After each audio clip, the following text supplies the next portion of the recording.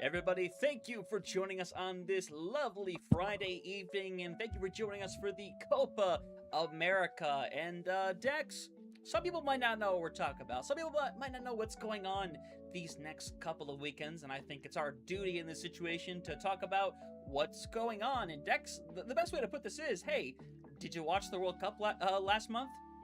Do you want to watch it again? That is what this is, Dex, in all honesty.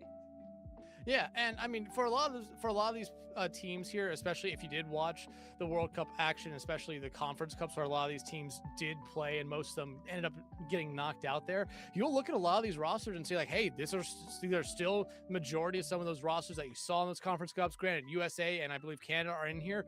Those are not those rosters from their actual World Cup teams. It would be fun to have that, but no, these are not those rosters. These are other rosters made up of those respective countries here. But it's gonna be really fun here tonight, much like it was last year with the Copa America, where we saw a lot of these teams really start to get the ball rolling with their national teams and really start building up to get prepared for the World Cup action that happened already this year. Yeah, and there's a lot of action that's happened. It's been a really fun time. I've been excited to see all of it go down. I know we have been especially busy with it these last several months. And hey, we're going to stay a little bit busy with it here as well. So we'll have to see how the action goes down. But just to kind of talk you through how things are going to go over the course of the next couple of weekends. This weekend right here, this is the qualifiers. We have 11 countries being represented here this weekend. 6 of them are going to move on to the playoffs next week. So it's going to be a lot of fun. Obviously, we're starting here with Puerto Rico taking on Team Honduras. This game right here, it is going to be a single map, a 1-1, but every subsequent qualifier game from here on out for the rest of the weekend is going to be 1-2, which we saw like this last weekend with the Gold Cup. Those 1-2s, there's not as much time to adjust. You got to go in there, know what's up, and if you need to make changes, they need to happen quickly.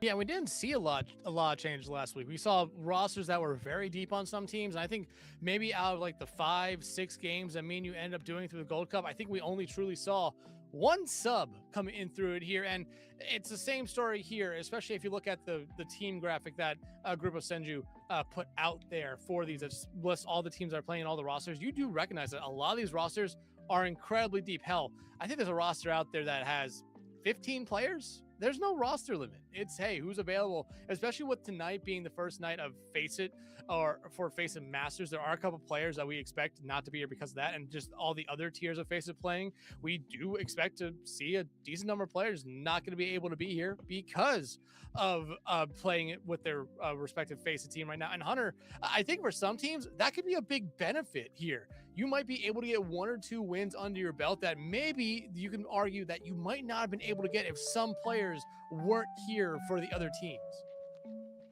Yeah, 100%. And I went ahead and just pulled up that wonderful graphic that got made there with all of the teams, all the players on them that you're going to see throughout the weekend. Obviously, you see some teams that are pretty heavily stacked in terms of the number of players, like Canada and Colombia. And to be fair, there are some of these teams here where it is some of the players that played in the World Cup representing their team now. Costa Rica is pretty heavily inspired from the team that they had during the Conference Cups, and obviously everything they were able to do there. Peru's is pretty similar as well. Argentina's brought back some familiar faces. There's definitely faces in here you have seen more than once, but there's a couple of teams that I don't think a lot of people got to see be represented in the Conference Cups. They're going to get a chance to shine here tonight. Yeah, and again, it comes down to did everyone watch the Conference Cups here? Because we covered a lot of them. We were able to go back and watch all the games as well, and we saw a lot of new faces, a lot of new players during that here. And hell, me and you saw a lot of new players towards the end of last year through the beginning of this year before the Conference Cups, just with all the team show matches, the tryouts, and just any general scrim. I mean, we got to see a lot of new faces, and that's going to be another thing that we see here tonight as well, and throughout the entirety of this Copa America run. Because while we do recognize a lot of names here across all the teams, there are new names as well. And I think that's something that is a very, very good sign for all these teams and all these countries that are participating in the Copa America this year. Yeah, no, it's phenomenal that we get to see them be represented like this, especially some teams that maybe haven't had as much representation in the past. Venezuela, if I'm not mistaken, I think this is their first time being represented in anything World Cup related. No kind of show matches, no kind of history with the official World Cup. This is the first time, which means there are going to be some players that we're going to see for the very first time. I know I recognize one name on there within Ike. I recognize that name, but everyone else, it's going to be really exciting to see them later on. Hopefully, I'm just saying maybe we get a game of theirs later tonight, as these games aren't all fully generated ahead of time. They will, I believe they're doing the, what's it called? It's not round, is it round robin? No, it's the other thing. You know what I'm talking about, Dex. The other way. Group play? Yeah, it's not group play either. Maybe it is just round robin. Basically, I'm saying that I'm pretty sure it's the way where the teams that win are going to go up against each other. Teams that don't win will go against each other. Swiss bracket. Yeah, I'm pretty sure we're going about it Swiss way, which is go the same way that we've had pretty much everything with the World Cup be this year, outside of like.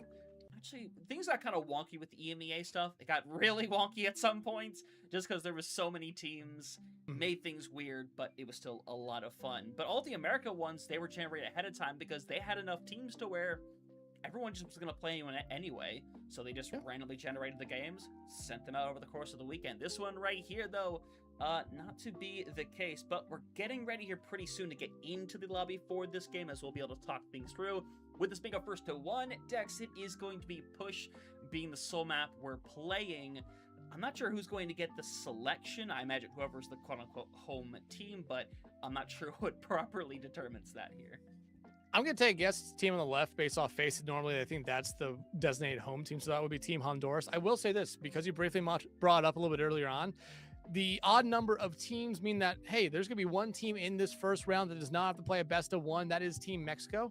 I believe they already got the win, and they are going to be waiting for a lot of these other first to one series to wrap up, and then they'll get started. And basically, that does mean that everyone should have a win under their belt no matter what. Granted, it will be because of a bye, but hey, you take wins any way you possibly can here. And it will be Team Honduras picking our push map here. The maps are Coliseo, Esperanza, and New Queen Street, Hunter. And Team Honduras wants to bring us to Canada. All right, get a lovely to see New Queen Street. Don't always get to see it be played. Whenever this is on the selection seat, we pretty much never see it be brought here, and that's mainly because of Runasapi. Let's be honest, if it's in the pool, it gets selected 9 times out of 10. It's life. Did you happen to see who picked attack as well? Because it's gonna be the same thing with me every day. All right, cool. That makes my life a lot easier. Honduras. All right. We'll see how it goes down. Hog. Ooh, okay. Hoggy ban. A Roadhog ban. I mean, a very interesting one here, but again, it's a first to one, and this seems like unless you know something about the other team, I'm taking a guess based off of the fact that there's someone on the other team named One Hook, that maybe they're trying to preemptively make sure that we don't see potentially a hog one trick, if that is the case for One Hook. But I've been confused by names I've been baited by names in the past here. Puerto Rico, though, taking their time here on this first ban, leaves them wide open with DPS and with support. I mean, I believe Xion is available in the Copa America, the newest hero. I feel like we're starting to see, based on what I've seen from a couple of phase games, especially in EMEA, I think Xion is getting a little bit of play there, but I still don't necessarily know how viable Xion truly will be just yet at the competitive level. We'll see. Did get some play on Crazy Raccoons, though. Stalker was playing some Xion late last night in their game, but I think it was a game that everyone figured they were probably going to win, but it depends how you feel about Korean Overwatch. We'll talk about that at a different time. But no, it'll be interesting to see Xion for the first time, because I don't know if you've played a whole lot these last few days, but oh boy, I've gotten very familiar with Xion, everything she is capable of doing. Definitely a character that I think is really hard to track down, has tons of mobility to be able to work with. I think it's a tough character to crack. Do I think it's going to become the thing? I think it's possible, but I think that's only because we're in a slightly vulnerable spot in the DPS category where we're not going to change much up. Like, if a DPS becomes good, it's not just going to change up, like, all this tank and support stuff, you know? It's really, the supports, I think, have dominated a lot of the meta and kind of forced it to go certain ways. Well, I mean, the supports have dominated the meta for so long because, well, you've always kind of known what the supports are going to be. Kiri, Lucio has been the mainstay for so long. You're starting to see Mizuki actually take the spot of that Lucio, which is a really fun kind of shift for the first time in a while. But still, you can play a lot of other stuff. Juno gets play. You still see Brig every now and then. Tracer, though, is someone you're not going to be seeing played here in our first map. And I think, Hunter, that does leave the door open for Xi'an to come in this time around. Puerto Rico banning the Tracer here. But I mean, again, it's like I said, it's not that surprising, especially because, like I said, with this going back to the support conversation, we've known for the longest time who the meta supports are. It's just what teams want to try to do something a little bit different. Like I said, Mizuki now a little bit stronger, gets a lot of play. Juno still gets a decent amount of play. You could play Brig. You've seen Iari show up, especially on poke maps, where she finds a large amount of value there, especially within the damage part of it all here. But I mean, again, right now, because we have a new hero in, I don't necessarily know what meta is. And I think a lot of people last week are saying, hey, the meta's pretty open here, which is always a good thing. But there's always that lingering thought in the back of your head saying someone's going to be able to crack the meta very soon and close that meta right back up. Yeah, there's always going to be a way to figure it out. And to be fair, sometimes it's random teams that have figured it out in the past. We'll see what we have on display to get things started. And to be fair, it feels like we've kind of stepped into a slight time portal and gone back a few months to where, hey, this was the go-to for a while. Z-Karma on that Pharah, we've seen it in the past. Hopefully some success here, but if things stay as they are, it's going to be the Diva versus the Ramattra to get things started. Yeah, and I mean, not the biggest surprise. Z-Karma, though, can be really good on this Pharah. And we talked about Pharah a lot here recently, just with how good poke damage they are, being able to get a lot of that burst damage in there as well. But you're looking at Bunny on the other side here now for Team Puerto Rico to be able to kind of get them out of the sky, because you don't really want Gabo or Gabo going up there to deal with them. You can have Coconut go after them a little bit, but I think that opens up a lot here for Angel to be able to kind of punish the backline, as you do see Team Honduras. She's kind of getting set up here on this high ground. 100%, and Daniel Mix going to get the better of Bunny in this one right here, able to push everybody back. Coconut going to be able to retain the mech, but as things are, there's a brief touch coming through from Gabo, who is hanging around, would love to get out of here alive, and for the time being is going to get hunted down, and for the time being with the very first fight out, Honduras starting well off. And this is exactly the start that Honduras wanted here. I mean, Puerto Rico, me and you talked about before, they had a really good kind of run there in the conference cups and throughout some of these online qualifiers, and just a decent amount of show through everything we've seen from them so far. But Honduras, they were always that team that, like, we thought they were one piece away so many times, but now that these are different teams than what we saw earlier on in the year, you're seeing these players kind of come back out. Z-Karma is going to be a big one throughout the night. Same thing with Lunar Sky, Hunter. Me and you've gotten really, really knowledgeable on these two heroes or these two players a lot this year. Oh, a lot, and I'm really happy that we have, but it's Z-Karma right now that has made that impact. Benjit does fall over, so both Lucio's out, unfortunately. Oh, without having Angelo in the mix right there, it's eventually going to be everyone falling over. That's a really good deflect right there, as they will be wiped away. Everyone, though, going to get their respawns together, so they should be able to regroup pretty quickly. Yeah, but no forward spawns just yet there for Team Honduras. So again, you're going to be able to respawn quickly, but they're going to have to give up a decent amount of space here. And you look at the ultimates coming online here right now for Puerto Rico. You have the Kitsune Rush. You're going to have a bomb here as a remecking tool, and Bunny not that far away from an overclock. They're actually in a really good spot here to take a little bit of aggression, but they're going to give up the card here for a brief moment, try to buy some time, but Scout needs to run for their life here, basically. Ooh, and Lunar is on the hunt right now. Is going to be able to get both of them out of there in that situation, but unfortunately Daniel in a rub situation will be taken out by Coconut, who's been on the spree so far. Double Kitsune Rush here. Benja, who has been struggling to really hang in this one, as no one down quite yet. Scout eventually going to be the one falling over, as Gabo trying to find anybody to slice and dice through. Manages to find Benja a little low, but unfortunately not going to be enough. The advantage going back the way of Honduras. Just a little bit of cleanup detail as Coconut on the point can't be staggered out. Can't be staggered out, but you might still see a little bit of a contest coming out here now from Puerto Rico. Just being able to try to make sure that they don't give up the forward spawns here too quickly, especially finding Lunar Sky out. You do see the space that Honduras is taking, but I think if you're Puerto Rico, especially with Coconut back into the fray, you're going to try to get out here and deny this forward spawn or this first checkpoint cap very, very quickly. You have the ultimates online, though, for Honduras to at least be able to guarantee you this first checkpoint. Yeah, Coconut gotta be careful. He's probably got to pop the bomb here in a second, though. Bunny is gonna try to pop off. Finds 2 already. Hoping to get the hat trick right here, right into Daniel Mix's head. And it's gonna go the other way. Preventing the forward spawns is so significant here. And you got rid of, I think, the biggest ultimate on the other side right there. You got rid of that annihilation from Angel.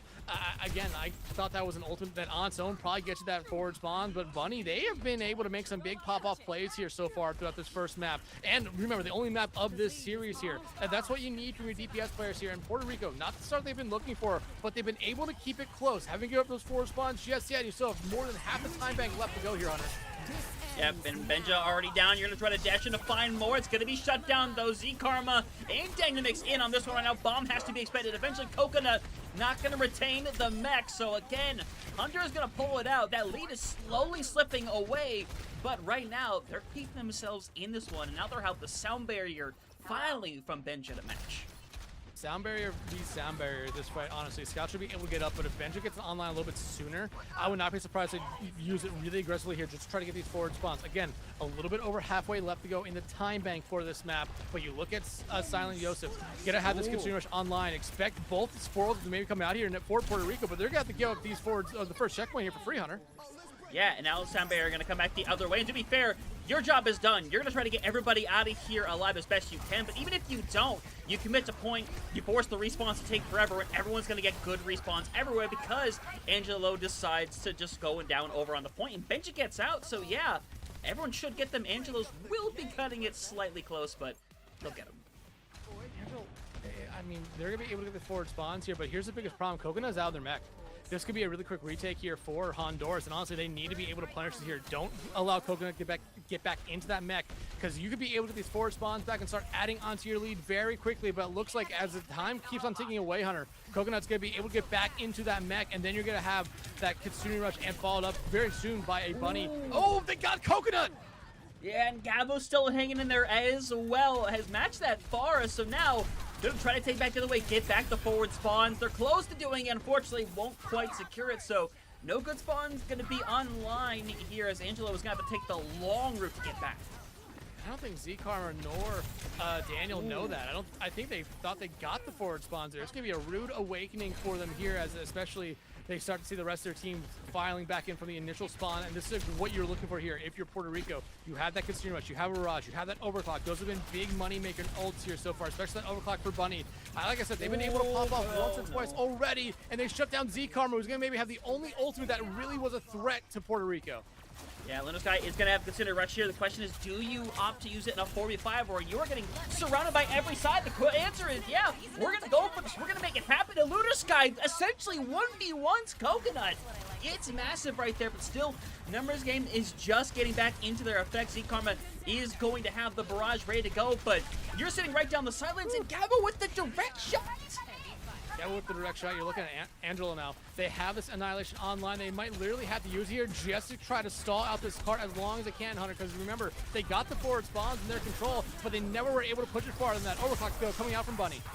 Yeah, it's gonna have to be popped up just to be able to stay alive right now. Has to drop it and try to get back to form. Doesn't happen, so now they're pushing everybody back. Lunar Sky just has to go down on the point. It's gonna be a tie, but a tie for just the next few seconds before Puerto Rico takes the lead at last.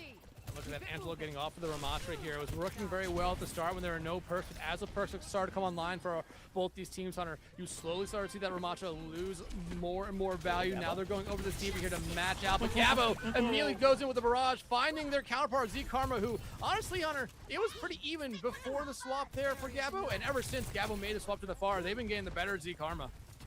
Yeah, they definitely have. Lunar Sky, though, and again, another really big pick over onto Coconut. Coconut, who is not going to get forward spawns, by the way, has to take the long reset, and now we're back in one fight territory. You have double DPS ultimates, but you still need to find a way to make them work.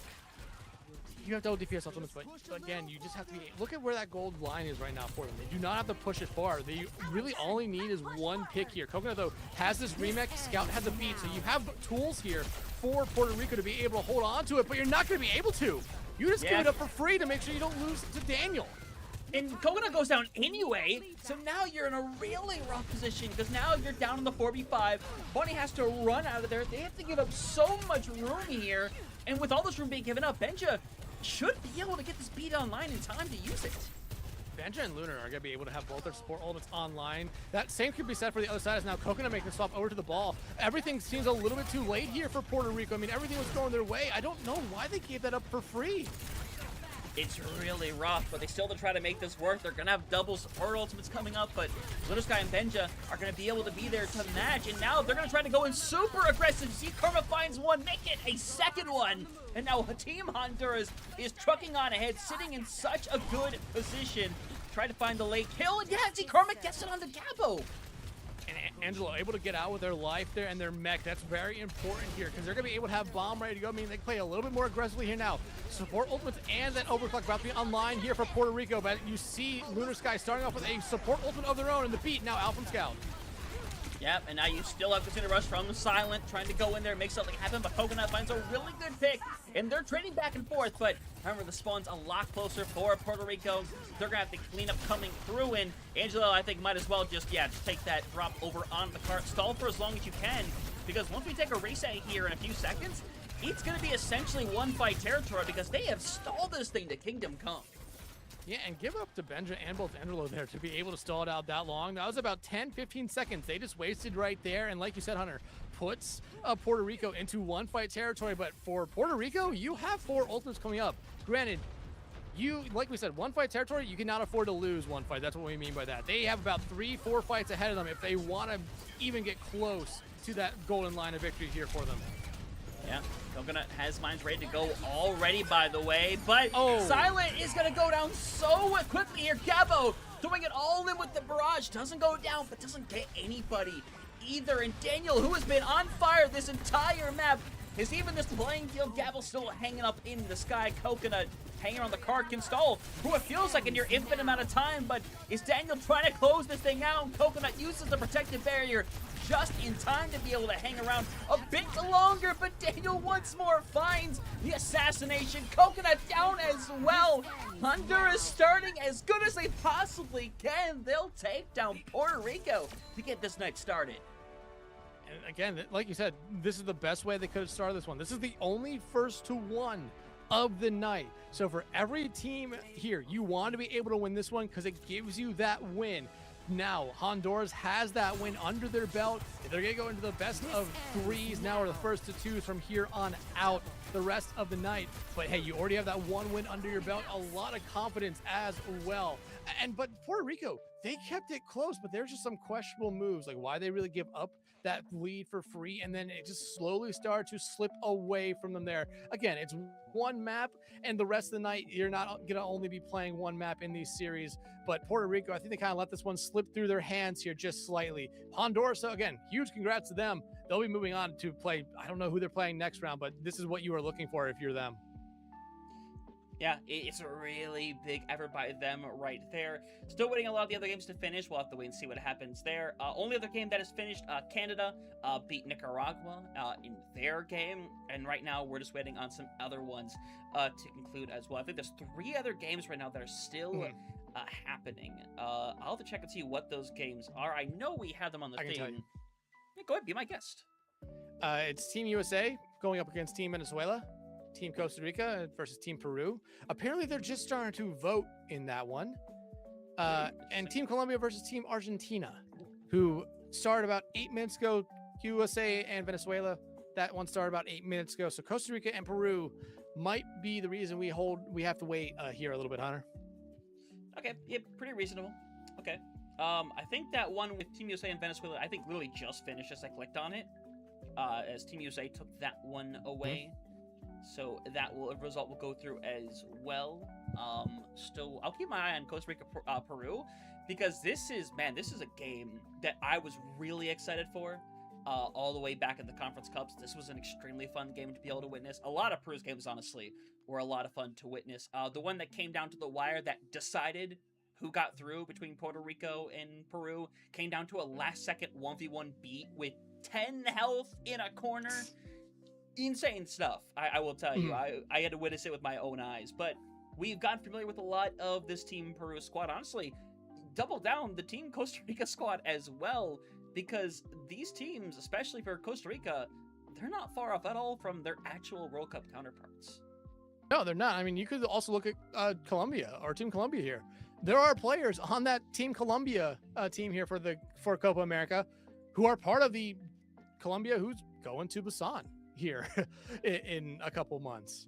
I mean, Temp's on that team. Super Gomez is on the team. I believe both of them are actually a part of the official World Cup team. Yeah.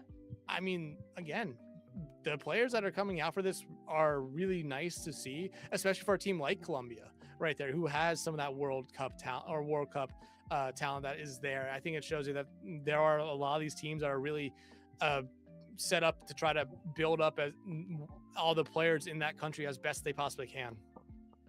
Yeah, definitely so. A lot of good representation for a lot of amazingly talented players that we have seen, not only on these teams, but also throughout Face It the last several months as well. I think that's where we recognize some names from initially. When we look at it, it's like, yeah, we know this player. We know they're playing in, honestly, quite a bit of them playing in their respective like master tiers for their own divisions with NA, EMEA, South America as well. Lots of representation. It's been a lot of fun to see. We'll see how it goes throughout the whole weekend. But if your team Honduras, I mean, hard to not be happy after a game like that, honestly. Yeah, not hard to be happy. I mean, yeah, hard. Wow, holy. Yeah, no, you are incredibly happy. Again, like I said, you'll take wins any way you possibly can. You got the one win there. Now you're going to be waiting a little bit here because we are still waiting on Costa Rica and Peru to, I think, even get started here. So we might be waiting here for about 10 minutes. I think they're talking about maybe trying to find the person who's streaming that game. Yeah. Because who's streaming it right now? That is. I need to scroll all the way up. Am I in the wrong thing? Yeah. No. So Costa Rica and Peru is lovely Mott. He is doing that game. Yeah, because we did this game. The mainstream did Argentina, Colombia. Sominomi ended up doing Canada, Nicaragua, and then Mega Ninja in on this one, doing USA, Venezuela. Yeah, Mott's currently in the same spot that we are right now, currently waiting on the game to start. Hey, understandable. We'll see how that one goes down, because that's gonna be a fun one. I'm gonna be watching it on the side for sure. And just out of respect for Mott, not gonna put it on stream, just going to observe the game and talk about it a bit. Yeah, I know what you're gonna say. Please say it, because please, if you want to watch the last game of the first round here before we get into our best of threes, please go over to twitch.tv/MonNeva. They will be covering that one. I will say this, still waiting for the teams to connect, so it might still be a minute or two here, but just gotta wait at this point right now, Hunter. Yeah, I'll go ahead and just shout out Montneva's Twitch just to be safe. I know it's on delay, so it's gonna be weird that I'm like, oh, why am I shouting out Mont? But we'll see. I'll do the quick shout. So if you want to watch that game, you probably already saw it. Head over there. I'll post another one in a couple minutes just in case. But yeah, go watch it. It's gonna be a really fun game. I'm gonna keep an eye on it for sure. It's gonna be fun. And hey, you're kind of stuck with either us or him or everybody here, honestly, because we talked about a lot of names. There is 5 different streams going on tonight for the Copa America to cover all of these games. Yeah, and basically you look across it here. I mean, those 5 streams, there's going to be 5 games going on at all times here. Or actually, my bad, 6 games going on at all time tonight. Correct? No, it's 11, so it'd be 5, and then one team will be on the side. Yeah. Yeah, so 5. So basically, every game will be broadcasted here tonight across all 5 streams. If you want to somehow make a pentabox, I believe that would be called, because quad box is 4 and penta would be 5. I mean, more power to you if your computer can handle 5 live streams at once, but it's probably the only way you'll be able to watch all the action going on here in the Copa America. Yeah, 100%. There's a ton of it going on. So if wherever the situation where it's, hey, we're down or we're waiting for a minute, pull up that extra tab. Go watch one of the other amazing games going on. We're going to have instances like that. It's the same thing when we have Face It. It's like, hey, sometimes we have a game that's over early, but there's a lot of other co-streamers that are doing really awesome games that are on for a while. So We'll see what happens with that. As again, keep my eye on things. I'm keeping my eye on Argentina and Colombia right now, which that's a game that we unfortunately didn't get to see in the actual World Cup at any point because Colombia automatically went to the online qualifiers and Argentina was not in the same group as them when they qualified through the Conference Cup. So it's a game that unfortunately we never got to see. At least we get to in some capacity. Yeah, and I will say that one just wrapped up. It was Colombia taking that one there. They also went to New Queen Street. Apparently, they banned out 2 tanks. 2 tanks? Ooh, okay, interesting. They banned out Malga and Sigma. Apparently, you can ban out 2 tanks. I did not know that. Maybe I should have read the rules a little bit more.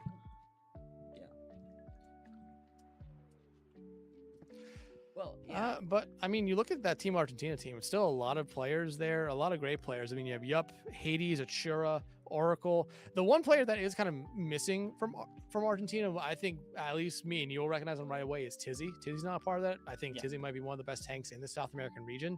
Not a part of the Argentina team right now for Copa America. Might be next week.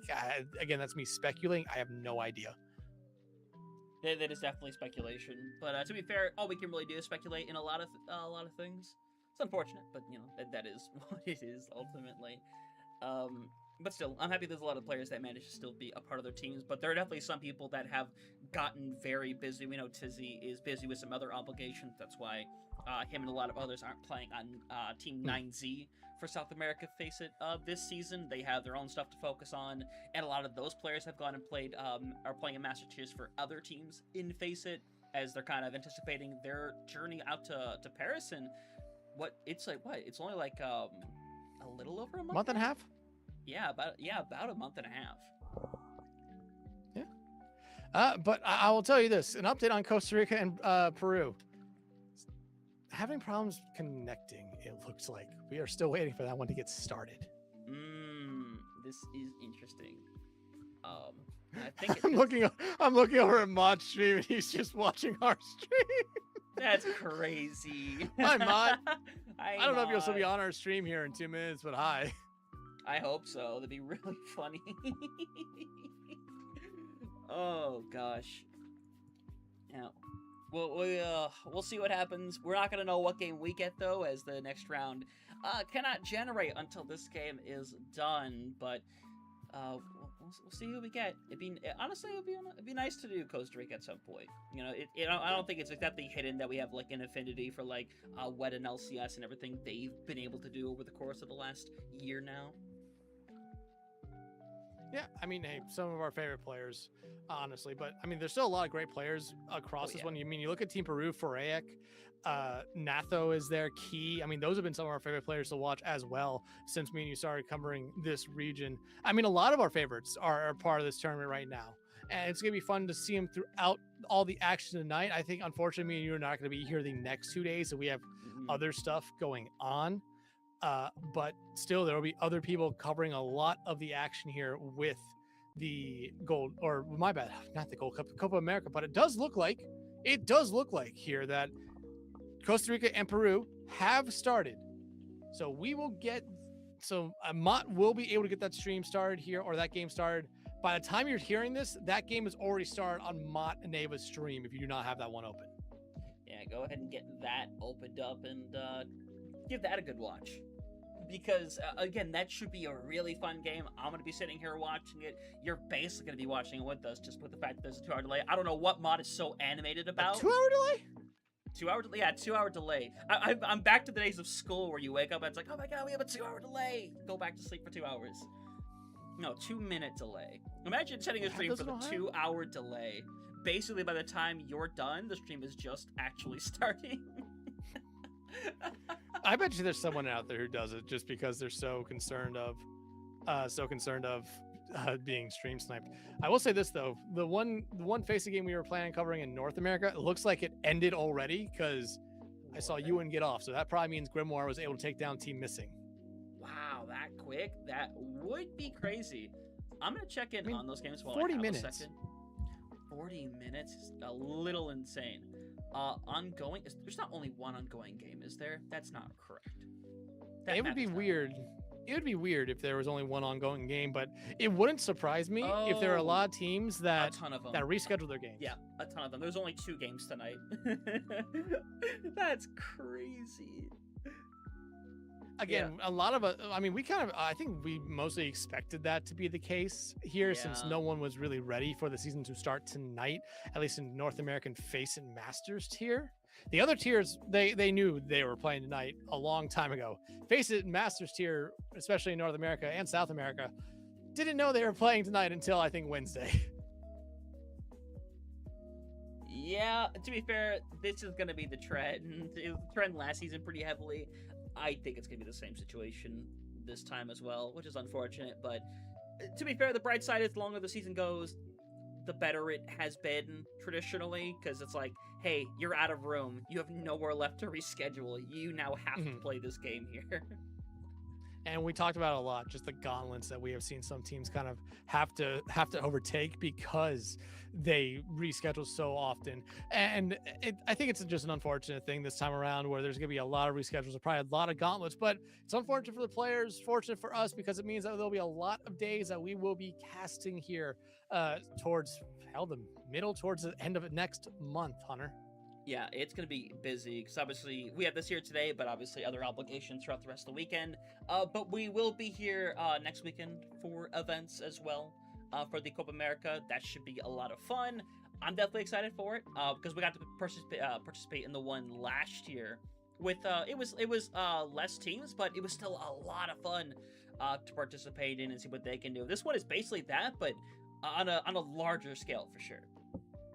Oh yeah, much larger scale, because I think we had about 8 teams last year. It's getting bigger, and I think that's something that it's always a good thing when we have more teams. And hell, Hunter, there was a couple teams that we aren't seeing here that we were kind of sad not to see. Guatemala definitely being one that I think we've talked about a little bit not being here. It's unfortunate that they aren't here, but they are playing in Face It. A lot of those players, really good players. We saw them in the Conference Cups last year. Maybe the surprise of day 1 of the Conference Cups.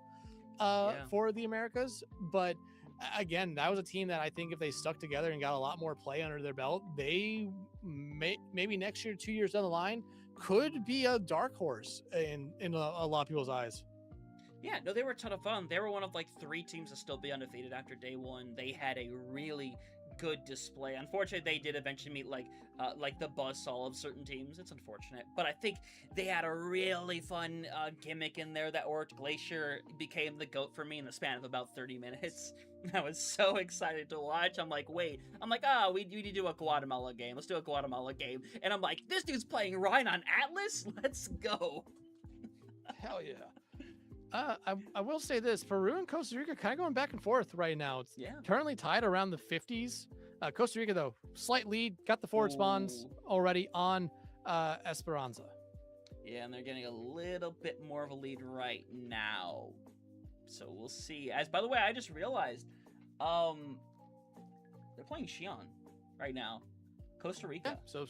Yeah. So my thing is blurred, so I can't see the name, but that is Nacho. Oh, Nacho is okay. That's sick. Okay. Nacho McTaco. Yeah. Do you know the ultimate name, by the way? I've had to learn it. No. It's the Sasoriku Spree. I'm just gonna say Spree. Got it. Have fun saying another Japanese word, buddy. You thought I'm just gonna say Spree. And I'll tell you this, Hunter. Oh my God, yeah, this might not be long.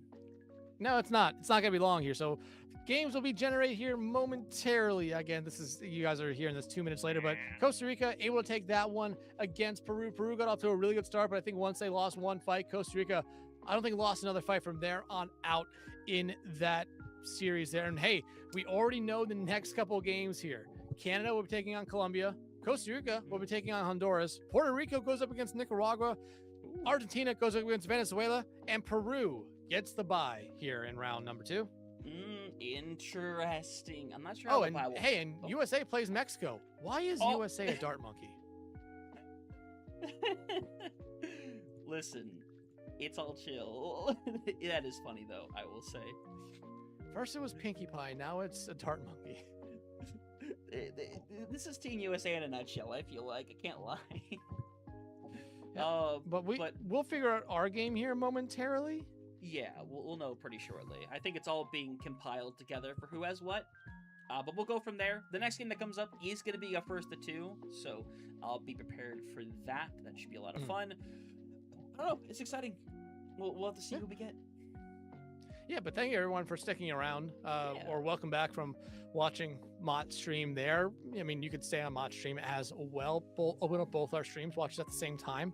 But hey, a lot of more action happening here. We have 2 more series that should happen, or 2 more rounds that should happen tonight, counting this one. So 1 more round after this one right now. But I mean, again, that USA-Mexico game should be a fun one. That's Mexico's first game of the...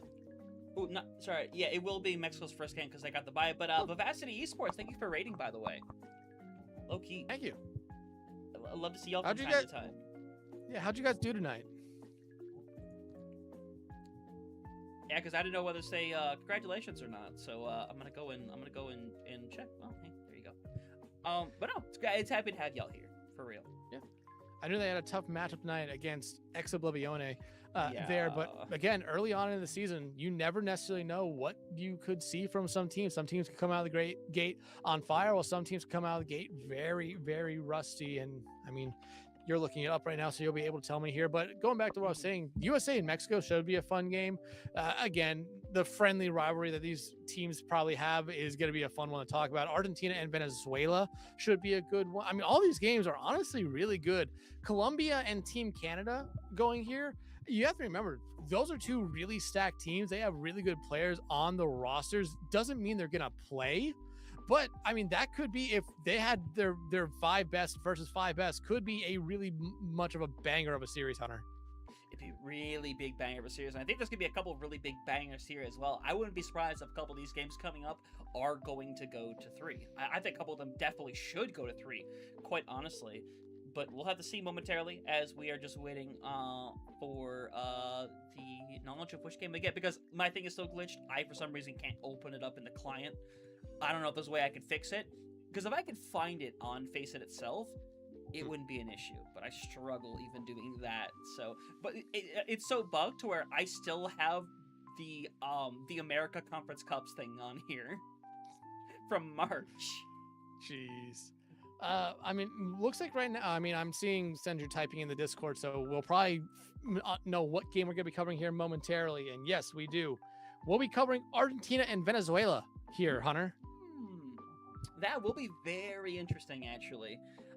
Because this will be the first time we get to see Venezuela in action properly, and they unfortunately went up against USA to get things started. These are teams that both need to find a win, because again, it is top 6 moving on, so while a couple of losses won't take you out, it's gonna make your journey rough for the rest of the weekend right there. But I don't know, it'll be exciting to see Venezuelan talent for the very first time, at least as a collective unit. Yeah, and I mean, like you said, a couple of losses won't necessarily kill you, but they will start to apply a little bit more pressure to you here. You lose 1, 2, hell, all 3, you're not necessarily knocked out. So you're not knocked out this early on, but it definitely does, like I said, apply a little bit more pressure, where you always will go into these games, especially tomorrow and Sunday, saying you're going to have to really perform good, because another loss here or there might just knock you out of the Copa America this time around. But I mean, you look at this Argentinian roster, like I said, you have Hades, Achura there, meaning you have been able to see those players a lot just covering South America, and we know how good they are. You look over at Venezuela, Tolhu, and I believe Ike might be the only players we necessarily know right off the bat here, but it's gonna be really fun to watch all these other players, because Hunter, I've always talked about here with the great unknowns of teams and players in the past, and a lot of times they do end up surprising us more often than not. Yeah, because I know Tolu was originally a sub for Team Costa Rica, which this was because, again, Team Venezuela wasn't going to be involved, so there was breakout rules where certain teams or certain players from countries that weren't participating were able to go to other countries to participate in their World Cup. So we'll see what happens, as looks like there's going to be another slight delay, because we're not just rolling. It's going to be a few minutes by the looks of it, which is always fun. Gives me time to change everything over. I give credit there. Yeah, about 7 minutes, 7.5 minutes before this one gets started here. It gives the players a little bit of a time here to just take a short break, get the drinks, use the bathroom, make sure they're all good to go for this one, especially because, like we've already kind of talked about, very important game for both these two teams. One will walk out here with their first win. The other one will go 0-2. So, again, a little bit of pressure gets applied here. But you also have to remember, first series that is best of 3, so 1st to 2 here, could go really fast, could go really long, Hunter. I mean, we talked about it a little bit. We expected this night to last a couple of hours, and we're already nearing, by the time the series gets underway, that 1 hour mark, and probably by the time the series ends, the 2 hour mark. Yeah, 100%. It's good. It's going to be a late one for all these nights throughout the next couple of weekends. That's just the nature of competition like this. I remember how long it was during the conference cups. Like, I wish I could find, I bet I could find the old file we were given, but it'd be really fun to go back through that and be like, this is all the insanity that happened. And the bright side is, I actually can. Wait, please don't tell me the email came up first. I think I almost accidentally found the email right away. That would have been very funny. I have found it, though. Just because hi, info? Based off what I'm reading in the chat, I don't think Vivacity, no, they don't want to talk about it. Yeah, I did see. Didn't want to hoping for a reschedule. So yeah, they're hoping for a reschedule. Unfortunate. Yeah, it's a little unfortunate, but again, I think that's still a really good team. I think they had some upsets last season. That squad from mainly from JBFC. It should be exciting to see. So happy. Not off to the start they were looking for, but hey, a long season ahead of them, and probably a decent number of reschedules ahead of them, as well as reschedules have become a more common thing since me and you joined Face It here, Hunter. But still, about 5.5 minutes before we get started with this one here tonight, or with our second series of the night. But I mean, again, still, who are you really looking at here? Maybe kind of step up for these teams. It's a really good question, because we look at some of the players on here, and again, we look at everyone that's kind of sitting over on Argentina. Oracle is someone who's pretty proven. Archua is someone I'm excited to see again, because I think especially you got to see as much of Archua as we really wanted. So I'm hoping for some big step up there. When it comes to Team Venezuela, again, one of those things where I don't have a ton to work off of, but Tolu's one of those players that I think really looked good in the early Costa Rica show matches. Ike, again, another player that I think has done some really good things, should have some really big pop-off potential. I'm excited to see what both teams can do, because I think there's some serious pop-off potential here. Venezuela, I don't know how much they managed to do in that game against Team USA, but bear in mind, Team USA is made up of some of the best players in North American Master. It wasn't meant to be an easy game by any stretch of the imagination. Let me take a look here, because it was a game that actually did last a little bit, if I remember correctly. Here it is.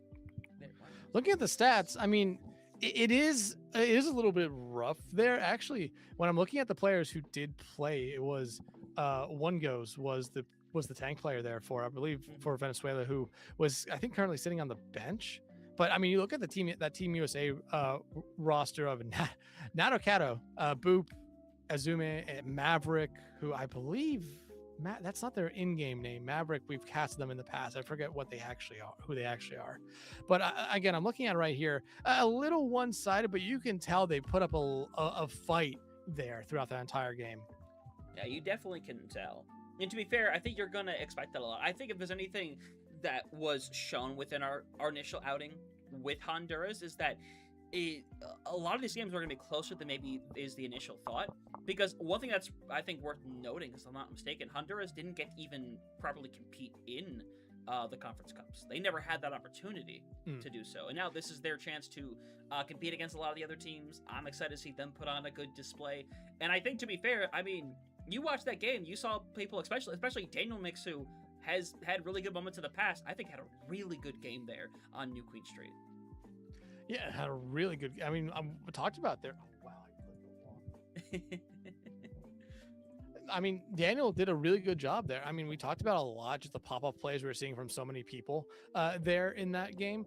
But Daniel, I thought that they held their own and they really looked they looked kind of steady. They looked like they've been there before, which I think for something like this, you get those players who are playing in a big event like this for the first time, you get a little bit of nerves, but you could definitely tell that those nerves were not there for them. They looked good throughout that entire first map.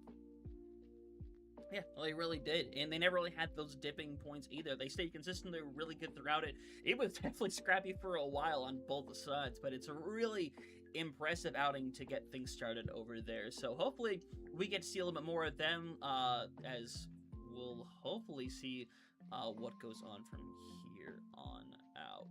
But again, kind of just looking at some of the other games that are going on, because again, while I can't properly pull them up, I can talk about them. Either that or find a way to actually bring them up, which for right now, we'll have to see what happens, as Hunter's not being professional. He's keeping his phone on while he's casting. Hee hee hee.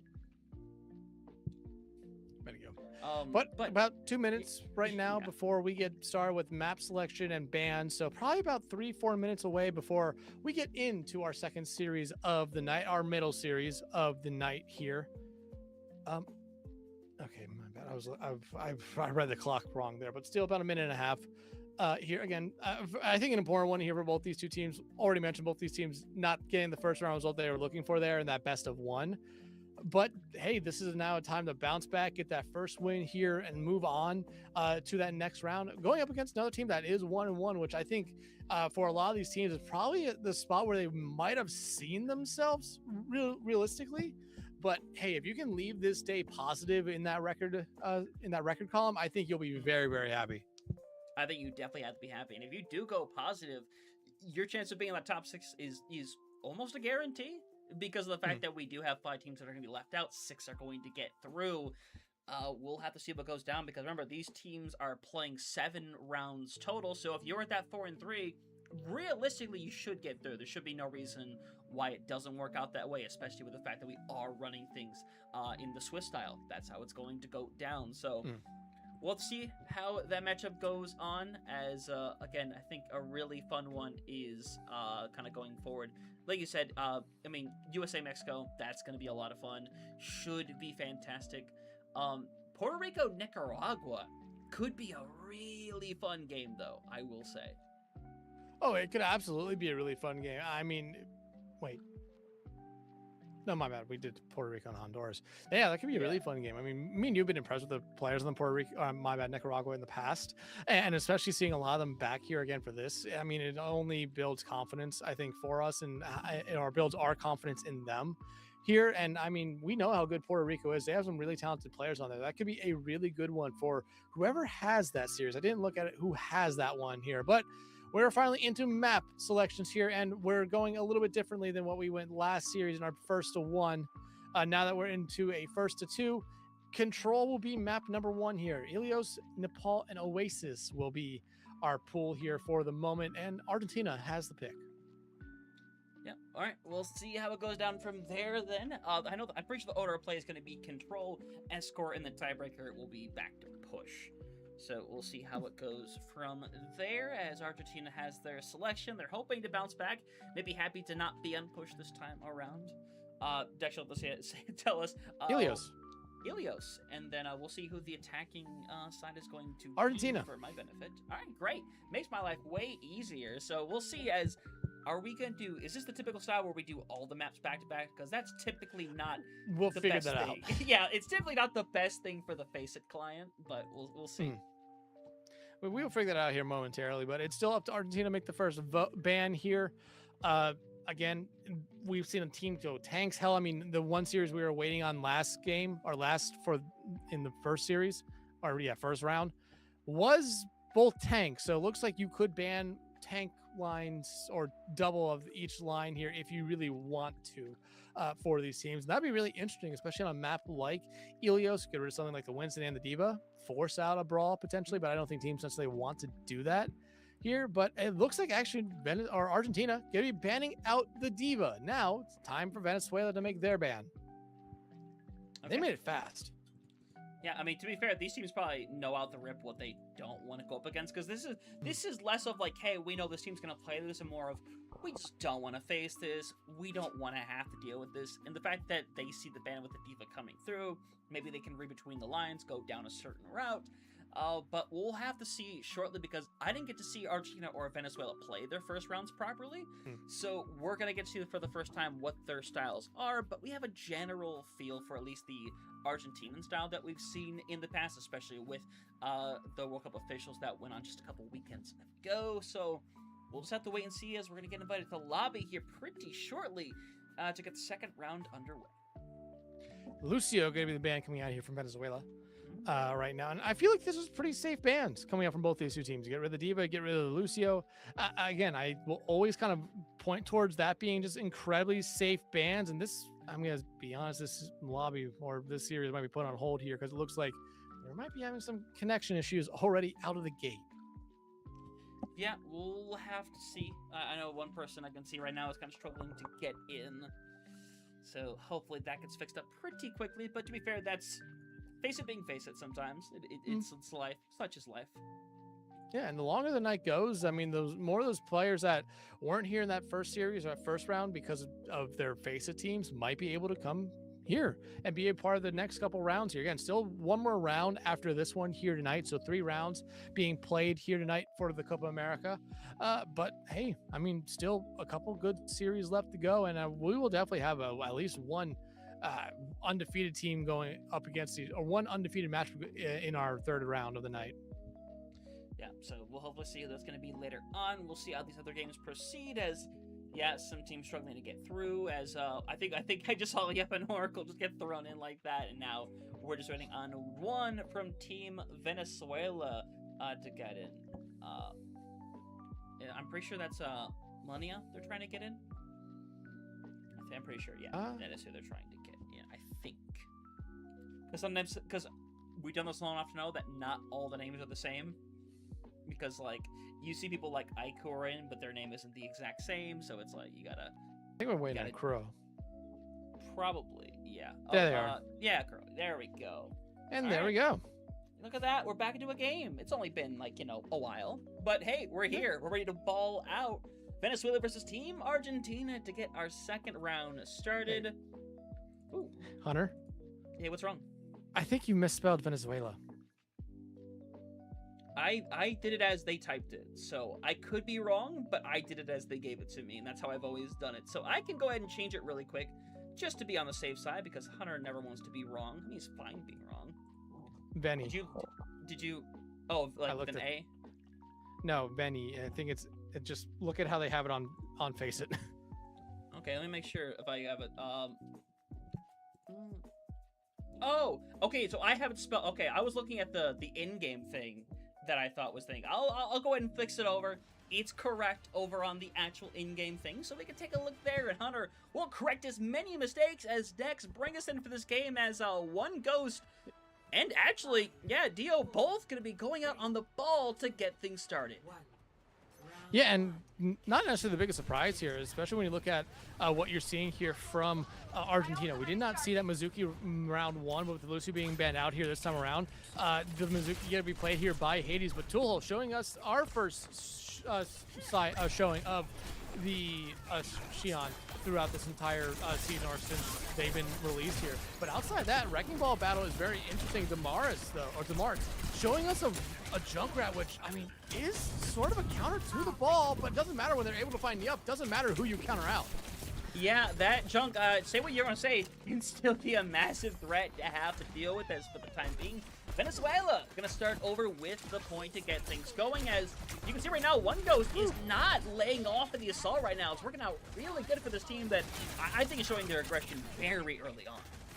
And that's what you want from a Wrecking Ball. You want them to be aggressive. You want them to cause chaos, Hunter. You know how I talk about Wrecking Ball players and Wrecking Ball comps. The chaos comps. They want to be constantly moving, but now that one Wrecking Ball is out and dead here for a moment, you're going to be able to see this Argentinian team come right back in very quickly, especially Achura. And now it's support line finding all the picks here as they find 4 so far. Yeah, until got out of there real quick, as only 30% going to be handed over here. As we'll see if there's any swap ups for the time being. Nothing to this extent right now. Only one who is particularly close right now is Yup, having this bolo shot on here pretty shortly. And you're seeing them quickly build up faster and faster, have it ready to go right now, so they could definitely throw it onto maybe the Wrecking Ball to try to build them a little bit of damage out there, focus on someone else, maybe like Toehold, that could be able to take him out, but Demarts, again, finding Oracle, there's the bullet shot out, but not going to be Ooh, yeah, Ghost is gone, and here we'd love to get out of there alive, but such shouldn't be the case. Demarts is on the run. Definitely has some care, is going to be able to get out momentarily, but is getting chased down by the ball. I don't think they knew that there was a large health pack right there. It was not that far away from them. They get taken out because of it there. And Demar started off that entire fight there with a nice pick, and then it went downhill very, very quickly for Venezuela. But now Argentina setting up really good. They have mines. They have Kitsu. They're going to have Sanctuary. They're going to have Pulse Bomb here. Grant, everything I just said is about to be right for the other side. Demar has that tire. So they can use that very early on to buy them some space. Find that pick for the mines out from Dio. And Dio is surrounding them in a weird area right now. Eventually, people got to force their way over towards the point. Tolu and Hades going to get traded out. Making out the best trade in the world right here is Demartsa. Has a tire currently waiting by. Would love to find a target. Has one inside. Eventually gets rid of Oracle. And now you lose out on someone with so much mobility. A way to kind of hang around that point for a long period of time. But the thing is, Argentina is still hanging in this thing. And to be fair, with something like the ball, they have plenty of stall material, but Dio is barely hanging in there. Somehow is going to get the carry in time. That's the sun coming out there from Skycard. I think they was just trying to keep themselves alive. They end up not really finding anything, but they should be able to get the point flip here. Yeah, they do. They will lose a Chura there for Argentina, but you do have that Sanctuary online. Yeah, but poor Hades. Poor soul. And one Ghost is hanging around in there. Unfortunately, I don't think can sustain long enough. It's just Demarts hanging around, and Demarts is going to have to throw their body on here in a second to try to touch. Demarts, I think, doesn't quite know this information, though, and unfortunately is not going to be able to touch. I think there's a part of me that knew Demarts knew that they could not get back there realistically. But again, it's unfortunate that they really struggled to even try. Maybe they use all their abilities to try to get to that point quicker, just didn't have them ready to go. But I mean, if you're Argentina, got off to a little bit of a slow start, but you bought some time, played it a little bit slow there on this Wrecking Ball style, and found a lot of value after that, after you saw the first point be taken there by Venezuela. But right now, no swaps coming out here from Venezuela at the moment, but no swaps coming out for Argentina as well. Other than right now, we see Oracle go over to the Sim, probably just for a TP out. Skycard, though, making the swap here over to the Mizuki as well this time around. I think this is a good move here. I think Hades has been showing what they've been able to do on this Mizuki early on in that first map. And them and Achura, I mean, were really kickstarters for Argentina throughout the entire first point right there. And when your support line is finding those picks, Hunter, you have to feel very, very confident, very, very free and relaxed as the rest of the team right there. Absolutely, yes. We'll talk about that one later. But one thing we do know is Hades is down. Things even back up a little bit. Dio is delivering some pressure to the backline. Eventually, he is going to find Kura sitting around. He's low, but no follow-up quite yet. Unfortunately, with Dio on the point, this is going to be a really hard thing to get into as, yeah, one Ghost not going to be able to touch in time. Argentina going to start out with a point this time. Yeah, and look, you lose one Ghost there because of a really unfortunate pile drive, and the entire fight ends. And you lose one Ghost early on again here. This fight's already over here for Venezuela, and it looks like this time around they're just going to accept death with open arms. Yeah, it looks to be the case, unfortunately. So we'll have to see how the adjustments come from here. As again, the ball, I mean, maybe not working out as well as you would hope in this scenario. Everyone's kind of scattered about, but again, we see them win some really good fights in that first round. We're hoping to do the exact same thing here. Again, this one Ghost is just getting tons of pressure. Tons of pressure right now, and I mean, but you need to turn that pressure into something here if you're one Ghost. You can't just keep on finding a little boops here with the tether. But Dio's doing everything you want on this Wrecking Ball, applying a lot of pressure there to Kuros, but not being able to find them just yet here. But still, you need something to go your way if you're Venezuela, and losing Kuro that early on, followed by Tolo, is not the way to, not what you're looking for. Not quite. It's going to be a cleanup crew coming through here. Demart's going to fall on over. One Ghost, last one alive, and Argentina, I mean, they just found themselves solidified over on to this point. It's really hard for Venezuela to find a proper opening. like I said, Argentina, they got better as the first round went on. They were able to settle down into it. Venezuela, I think they get maybe a little bit too excited going into some of these fights, especially when they find the first pick. Mines, though, coming out here from Dio. But you want to know the one thing I really noticed so far this round, I think you probably noticed as well, D-March has been quiet. D-March is someone who found those first picks early on in a lot of the fights last point. I don't think they found a single pick yet at this point, Hunter. Yeah, again, it's been a real big struggle here because, to be fair, I mean, Dio's been really good at just bringing all this pressure and honestly has been maybe the MVP so far of this map because there's just so much pressure that's hard to deal with. Dio may be pulled down by, you know, the chain. Unfortunately, I don't think it's going to matter a whole lot here. The trade's still going out back and forth. Dio eating up a lot of them, honestly, as the overtime activated well into it for that matter. The question is, does Kira or Tolu have to pull the trigger onto their ult? They would love to hold on to it right now, and it looks like they're going to get to for the time being. And again, I think this is a very smart move here. If you're Argentina, you have such a big lead at the moment that you can give up a little bit of that here. But you did invest a lot into that fight, not necessarily come out on top. And now you're allowing Venezuela to come back in this one. One goes now after what has been a struggle to the start of this point, getting a little bit momentum under them. And the Sky card, but you still have ultimates online to play with here if you are Venezuela to be able to hold on this point. Tyre, though, coming out, needs to be able to find someone. Misses! Nice play there by Hades. Yeah, really good. Got out of there just barely in time. So now, in this situation, we're getting this going. Tolu's going to go down, but still Considerus is activated. Unfortunately, there's just no pair sitting by. Skycar was still getting back over to the point with 99%. One Ghost is going to have to be clutch as can be, but a mega health pack had Hades' name on it. And One Ghost, I don't think, could touch again. So that is going to be Argentina starting strong in this first platoon. And again, it was Venezuela. I feel like they got off to a really good start on that first point. Capped it first. Really, I think, found the first pick as well. But then it was just Argentina. They settled down into it. They allowed Venezuela to get that first point cap. They allowed Venezuela to take some space. They baited them into it and then punished them after it. And it was very difficult for Venezuela to come back into that map there throughout the rest of it. Argentina, they played how they want to play. This Wrecking Ball fit them very well. You have to remember the D.Va and the Lucio were banned out. Mizuki was played there primarily by Hades throughout that entire round. Got the other side of the swap to the Mizuki as well from Skycard, who I thought did a good job on it, but just wasn't able to get anything really going as Argentina was very oppressive to Venezuela throughout that entire second point. Yep, now Venezuela, power shifting back over towards them a little bit here as they're going to select our next map. We have Escort, which is either going to be Havana, Junkertown, or Shambali Monastery. So we'll see what route we tend to go down here. And if you kind of take a look at how things went down, maybe this is where you go Shambali to force something a little bit more down the line of Brawl, maybe still some slight poke in there, but Brawl mainly, I think maybe opens up some more for them, because if you go over Junkertown or Havana, it could end up being quite a lot of the same. Could be quite a lot of the same. Junkertown, especially that first point, I think you look at it as a little bit more pokier than probably the majority of the other maps here, but it's just that first point. After that first point, it really opens back up into that brawl where that Wrecking Ball could definitely come back out. That D.Va that was banned out map 1 by Argentina could definitely come back out here.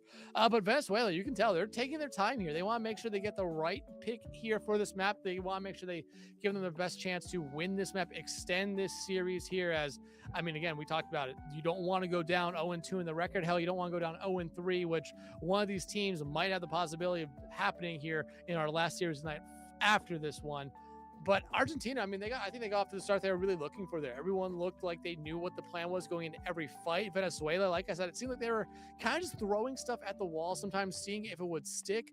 D-Marts on that Junkrat looked really good, but I even brought it up there on that second point. They kind of fell silent. They weren't in that kill feed other than them mostly dying. There. And the Tyre, I mean, a nice juke there by Hades to make sure they weren't taken out by it, but that needs to find something there when it comes up. Tyre is still one of those ultimates that's very, very scary, and no matter how good of a player you are. And D-Marts, I think, was a kickstarter for that Venezuelan team on that first point. That second point, like I mentioned, they weren't there. They weren't finding those picks, and you kind of saw the rest of Team Venezuela really struggle because of it. Yeah, unfortunately, they did struggle a lot. We'll see if they'll be able to bounce back with our next map, which Dex, I don't think they're again. They're still taking their time. Again, it's an important decision. Because Shambali. All right. So I am relatively correct. And again, I think this is going to change up the style quite a bit. Ball likely taken out of the equation completely. We'll see if we go down the route of something like maybe the D.Va, maybe the Ramatra. You never know what some of these teams are going to bring out, though. Let's be perfectly real. They pull off some wonky stuff in the past. Could be the case here today, as well as. I honestly, outside of like tier 1, like full-on professional play, I can't tell you the last time I casted a ball 1v1.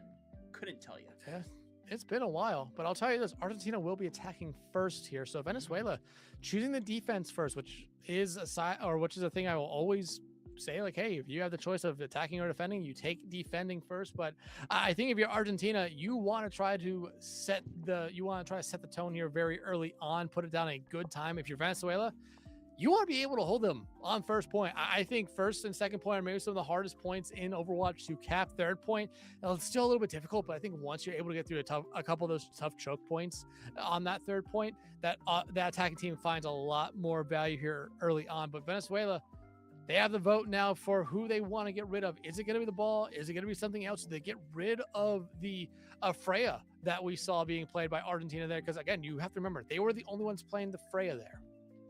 Yeah, only ones. To be fair, it was very hit or miss, and then the swap eventually came through, so we'll see what comes through online.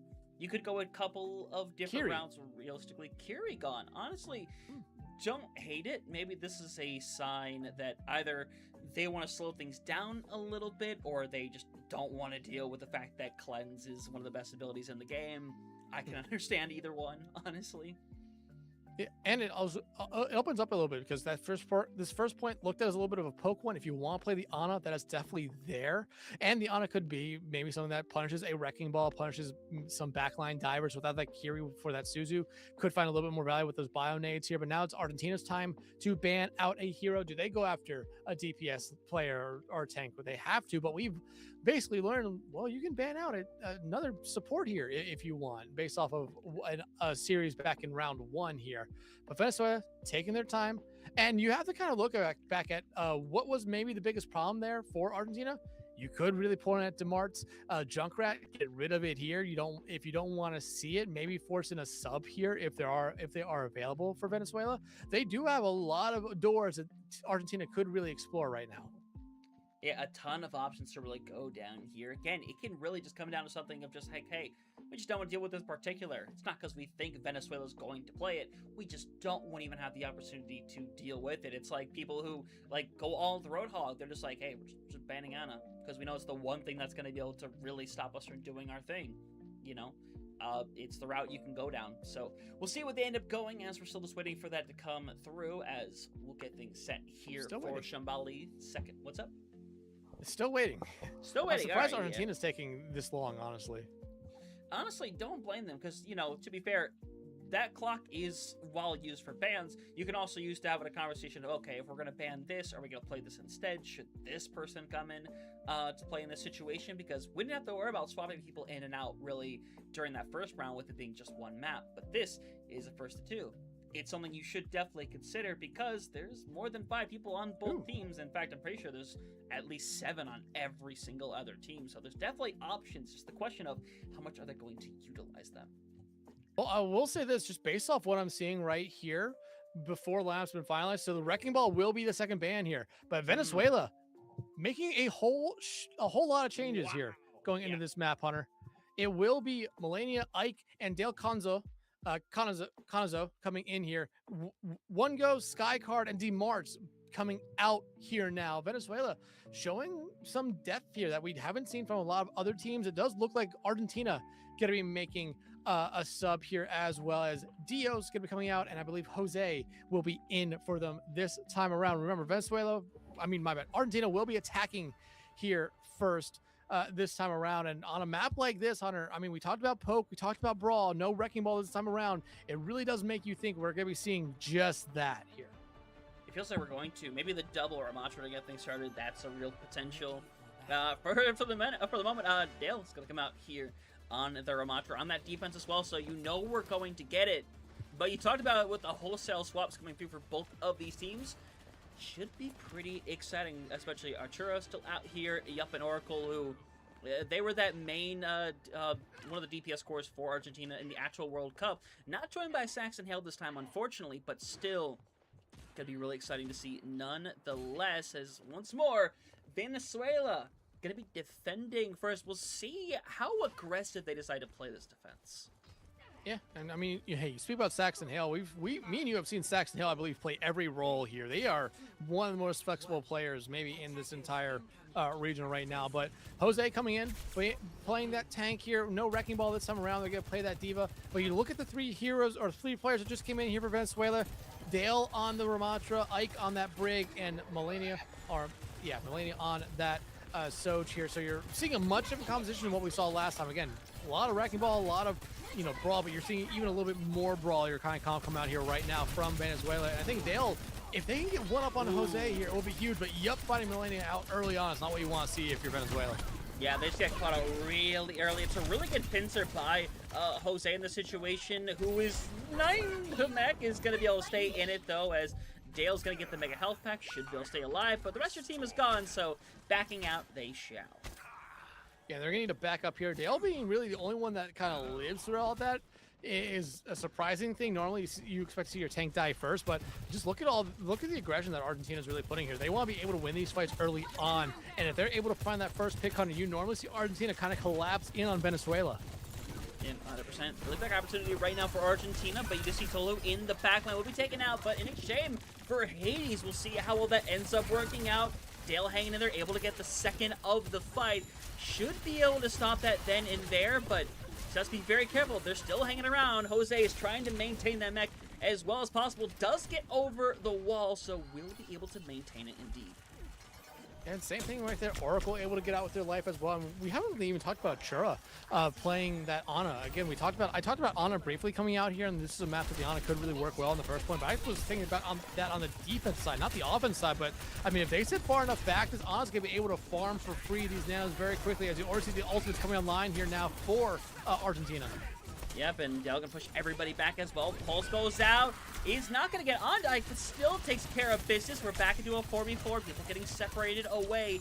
You see the aggression from Jose, who knows, hey, I have the bomb. I can be aggressive if I want to. It's going to get popped, and with Tolhu down, this is your best opportunity to go in and get this one done here. As you see, man, Dale in the backline really wants this. Unfortunately, a nano back means Dale is not getting out of here alive. And, I mean, you lose Kuroho. I feel like that was maybe a little bit of a misplay right there for Venezuela. I mean, you had that annihilation online. You use it around the cart. You force a fight there, but instead you use it all the way back on the back line and really lose the fight before it really even got started at the cost of a really valuable ultimate right there. Yeah, granted, Venezuela's coming up to their other 4 ultimates here, but still, you want to hold on to that annihilation, especially as the only thing online here for Argentina coming up would have been that Sanctuary, which, granted, that annihilation still would have been able to melt people through. Yeah, definitely would have been able to. Sula goes down now. And still a lot of time on the clock right now. Kekai Sanctuary ready, but it's going to be 4 ultimates ready for Venezuela moving forward. They're in a really good position in that regard. They still have to make the best of it because Tolhu is kind of forced to 1v1 the backline. Takes care of Oracle. But Yup is keeping things consistent, making sure to stay in this one as here comes Tolhu, who gets their head taken off by Yup. Oh, that is brutal right there.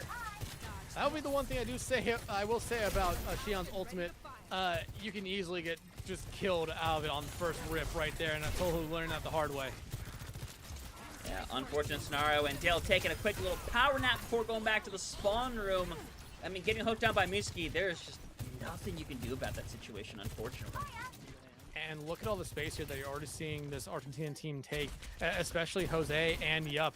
Again, those are the only 2 people you really need to be taking space. You also have Oracle, but look at the ultimates now, Hunter. You're starting to cycle through all of them, as we were talking about one moment that Venezuela had 4. Well, now Argentina about to have 3 of their own going into this fight, and the only thing that Venezuela can throw right back at them is that Orbital Ray, which might be able to do just enough here. Yeah.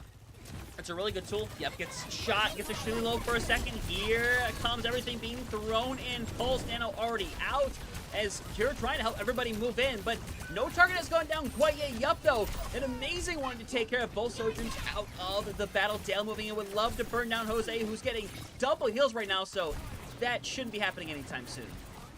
And a nice kind of retreat here from Argentina, but also get off the Venezuela, who's starting to really make this second point a hard point to push really hard here now for Argentina. This is the fight back we've been looking to see from Venezuela throughout this entire map, or throughout this entire series. Jose not going to be able to get back in the mech, and I think Dale's bomb just lasted long enough to make sure they could get around that corner, or Dale's bubble lasted just long enough to make sure they weren't going to be taken out by that bomb.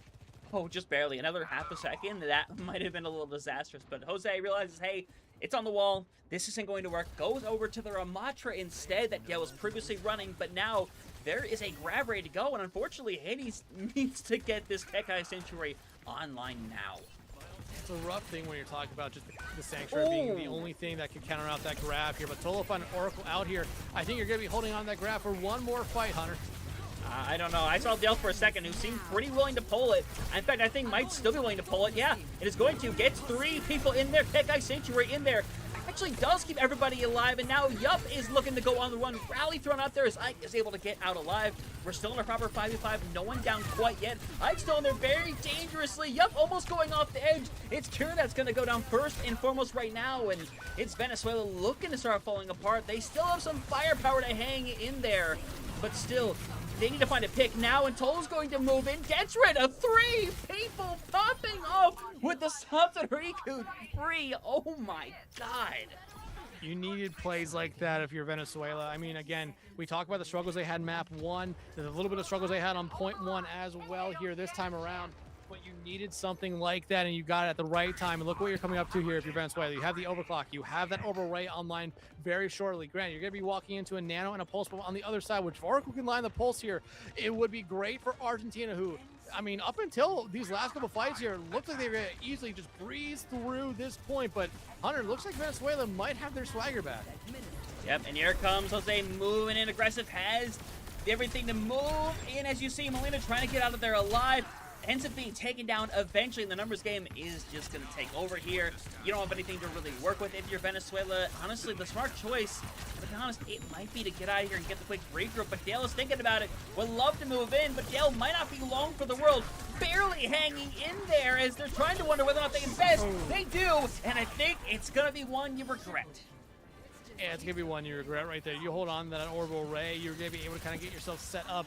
Like you said, Hunter, it would have probably been a little bit smarter there for Venezuela to just kind of sit back for a moment, maybe give up that point, but you can't blame them for trying to hold on to it there, because if Dale gets enough, has enough time there to get another bubble, they probably are able to live a little bit longer, take a lot of value from that orbital ray. That rally from Ike would have been able to be built up, and probably Dale gets another grab right there, especially if nothing would have been online other than that annihilation we saw from Jose there. It could have been winnable for them. Yep, and Oracle's out on the Widowmaker for the 3rd point, by the way. It's really interesting to see right now as you see Dale on the run.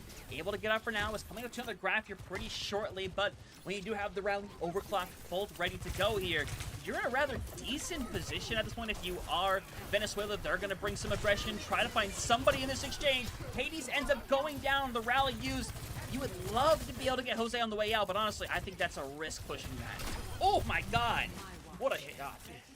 But this, again, if you're Venezuela, I think you keep on taking as much space as you possibly can here. Don't necessarily fall back. You have the ultimate to really play with here, while on the other side, Argentina really doesn't. They have the overclock, they have a beat, but if you can find a Chura out or force out the nano early on here, that's what you're really looking for right now if you're Venezuela. Force out these ultimates if you lose it. Oh, Dale, that grab. Yeah, that's not the greatest grab in the world. Beat's going to come out just in time, so Overwatch or Overtime is going to activate, as it is every ult being popped away. Yup, gets rid of 3, basically going to make it a 4th, and now it's a mad dash to who can touch this point. You're looking at Tolhu, you're probably looking at Ike making the swap over to the Lucio. 2 members on the cart right now means you might have a shot here. Ike going to be out there, not going to be able to get back. But, I mean, I guess the silver lining here, if you're Venezuela, you at least force them to cap it in overtime. Yeah, it's rough because you look back at second point, how close that was. They take the aggressive approach, Shizui, and the grab, unfortunately, just doesn't hit anybody. Unfortunate scenario, but to be fair, you don't blame them for wanting to act first, because if you're all tracking, you know how much of an advantage Argentina had going into that last fight. Yeah, I mean, you really did, but still, you got to give Venezuela some credit there. And like I said, at a certain point there, Hunter, it really seemed like Argentina was going to be able to kind of breeze through that round. But Venezuela almost held them on second, almost held them on third, did get to overtime, and this is what we've been waiting for Venezuela. Just some like kind of sign of life there, because they had a good start on Ilios, but weren't able to keep it going there for long.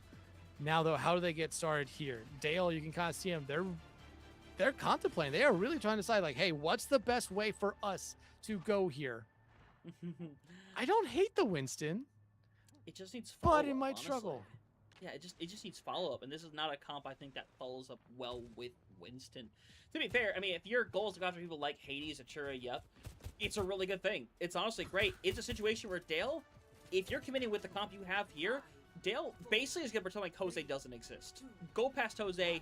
Do not take that 1v1. It has not ended for any, or it hasn't ended well for any Winston in human history.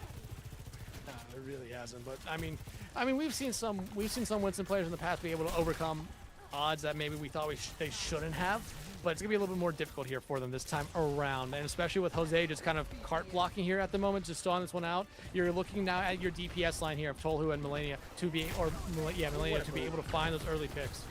Yeah, really big move over on the Dell. Take him out of contention right there. When cured down, Jose has got rid of 2 already. This first time, unfortunately, not going to find its impact. That is a really big boot by Hades to be able to make that happen. Jose, by the way, got 4 picks in that whole thing. Hoping to get the ace. Does get the ace to get things started.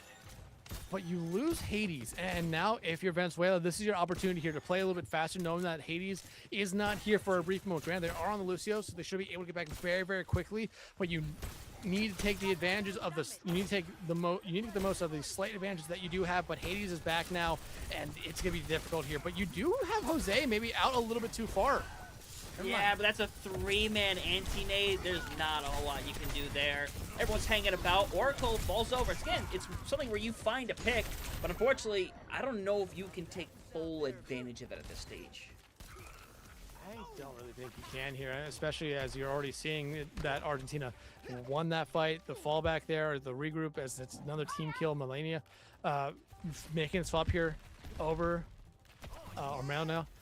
Swapping over to the Emre now, just to try to find a little bit more constant pressure or constant damage here. The grenades could be able to really clean up a couple people right now, especially if Dale's going to be able to jump in. But I think you're seeing Venezuela maybe make the wrong place here. I think Dale's doing the right thing, focusing on that back line. Force a little bit of a rotation to come out here from Argentina. Yeah. Knows right now that Jose is hanging around right now. Unfortunately, I mean, Jose is just being a constant beacon over on the point. It's really difficult to deal with as Dale doesn't quite get the jump in. Jose likely going to pop this thing momentarily, and yeah, he is going to have to secure this fight win. And to be fair, that's 2 ultimates used right here, so now just a nano sitting by, which would be a great point if it weren't for the fact that Venezuela are just getting their first ultimate online. Yeah, Tolhu, and we know Melania, because of the swap here, was going to kind of be lagging behind on their ultimates, but you're looking at Ike, you're looking at Kuro, and are kind of saying, like, how are they struggling here with their ultimates? You look at the time bank hunter, 2.5 minutes already gone, only have a minute and a half left here, and it does look like Argentina's giving you some space for free because they've used some of those better ultimates, but finding Yep out is huge, but does come at the cost of that Primal Rage. Yeah, but honestly, it's worth it. You needed to find some kind of opening. It may be the only one you get, but that's fine ultimately. And now, double support ultimates, you're staring down the barrel of. It's not the greatest scenario, but if Pierre can stay alive long enough to find value off of this orbital ray, there's definitely a lot to work with here. But if you're to find somebody, Dex, it has to be fast. Yeah, it has to be really fast here right now. But like I said, orbital ray online. There's Nano out on the Oracle, who's just destroying the backline at the moment. Yeah, Oracle's going mad. He's already got rid of 2, hoping to get rid of 3. Again, Trader, where you get 1. Dale's on the run. I think should be able to get out of here live with thanks of that bubble, but you're down to final fight realistically. You got 2 good ultimates, but an ultimate is on the other side that might negate both. Yeah, I mean, that's the unfortunate thing, but again, this should be a fight where if you're Venezuela, you have 4 ultimates. You need to be able to win this one. 25 seconds to go. This is your final fight. If you end up losing it, no matter what. So, hey, use them or lose them right now, basically, for Venezuela. But again, you're trying to get in the right position. But you lose Yep, who had one of those ultimates you desperately needed. Yeah, now Dill taking a nap. Toll, who is in there, has to be a hero, basically, for the squad. Has managed to get rid of one. He's going to pop it off, try to find more than one. Gets rid of 3 total. Is it going to be enough, though? As it is the single Winston alive on the point. And unfortunately, maybe worst case scenario, Jose is the one who's alive to hang around in there. Touches coming through very well, trying to stall it out. You see so many people on the run, trying to get there in time. Desperation, unfortunately, won't get the touch in time. Argentina gonna take the 2-0 victory here. Yeah, and I mean, again, we talked about it a little bit here. Argentina looked like the better team throughout. Venezuela, they had their moments. It seemed like they were starting to figure it out there, but weren't able to get over the hump. And Hunter, we talk about that so much, is teams getting over the hump. Venezuela now falls 0-2 in this Copa America. And I mean, you're looking at their next game now as a game that is almost a must-win for them here. But I will say this, a lot of the other series that are going on right now, or were in round 2, have basically finished. All of them have basically gone 2-0. Team USA beating Team Mexico 2-0. Argentina and Venezuela, the one you just watched, was 2-0.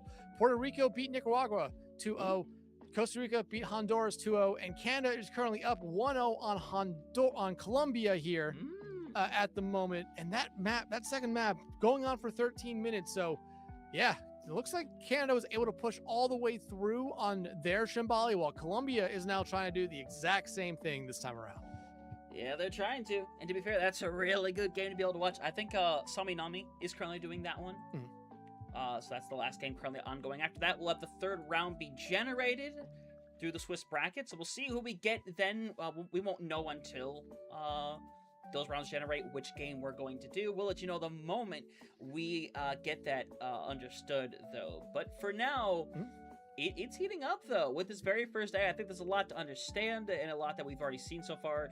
Technically, the only 2 undefeated teams right now, Costa Rica and USA, and then a third one going to join them with Colombia or Canada, depending on how this next map goes down. Yeah, and I will say this. Big shout out to the Venezuelan fans who came in here. I saw a lot of people. I saw a lot of people during that game who are very much rooting on those players there, and it's great to see that there, especially for the first time that this is us seeing, I believe, Venezuela. I believe we might have saw them once before, but it was not in a big thing. I think it was in a show match there. But hey, first time we're seeing them here in the Copa America, and again, great. Not the result you were looking for here, but this is something that you could definitely build on if you're Venezuela. You had the right ideas going into stuff. You weren't able to put it together though, and I think that's something that, especially once tonight ends, you're not necessarily knocked out just yet if you do lose your next series, but you could definitely build upon it and be ready for both Saturday and Sunday here. But still waiting on that Mexico and Colombia game to wrap up, because once that game wraps up, we will know what our final games of the night will be here. Yeah, and hopefully we'll find out pretty soon here. I'll check in on Sami's thing really quick. I'm sure you'll know the result, but I'm curious as to a point where it's at. They're on. I think they're also on Chimbali, as a matter of fact. Yep. I'm just watching a quick little ad. Remember to support your fellow co-streamers. Why am I not following Sami? That makes no sense. But we'll see. For right now, it looks like it's a really good attack thus far for Team Colombia. From what I can see in the tiny little corner, they're going through the final stretch of Shambali right now. Yeah. I mean, Canada was able to complete it. Colombia trying to complete it as well to force an overtime. And I mean, you're looking at the lineup set. Actually, nope, Hunter, I can tell you right now, that series is over. Canada able to hold Colombia. I will say this, Super Gomez is here for Colombia. That's awesome. And Mixvy's here too, actually. There's some good players here, but to be fair, that Canadian talent, I mean, that was handcrafted and handpicked. Amadou, Hero, Mickman. I mean, that's a stacked lineup there as well. Rain's on the roster. Rain is technically on the roster, yes. I think that's the way the system has to be, that the managers are on the roster. So technically playable. Put Rain in.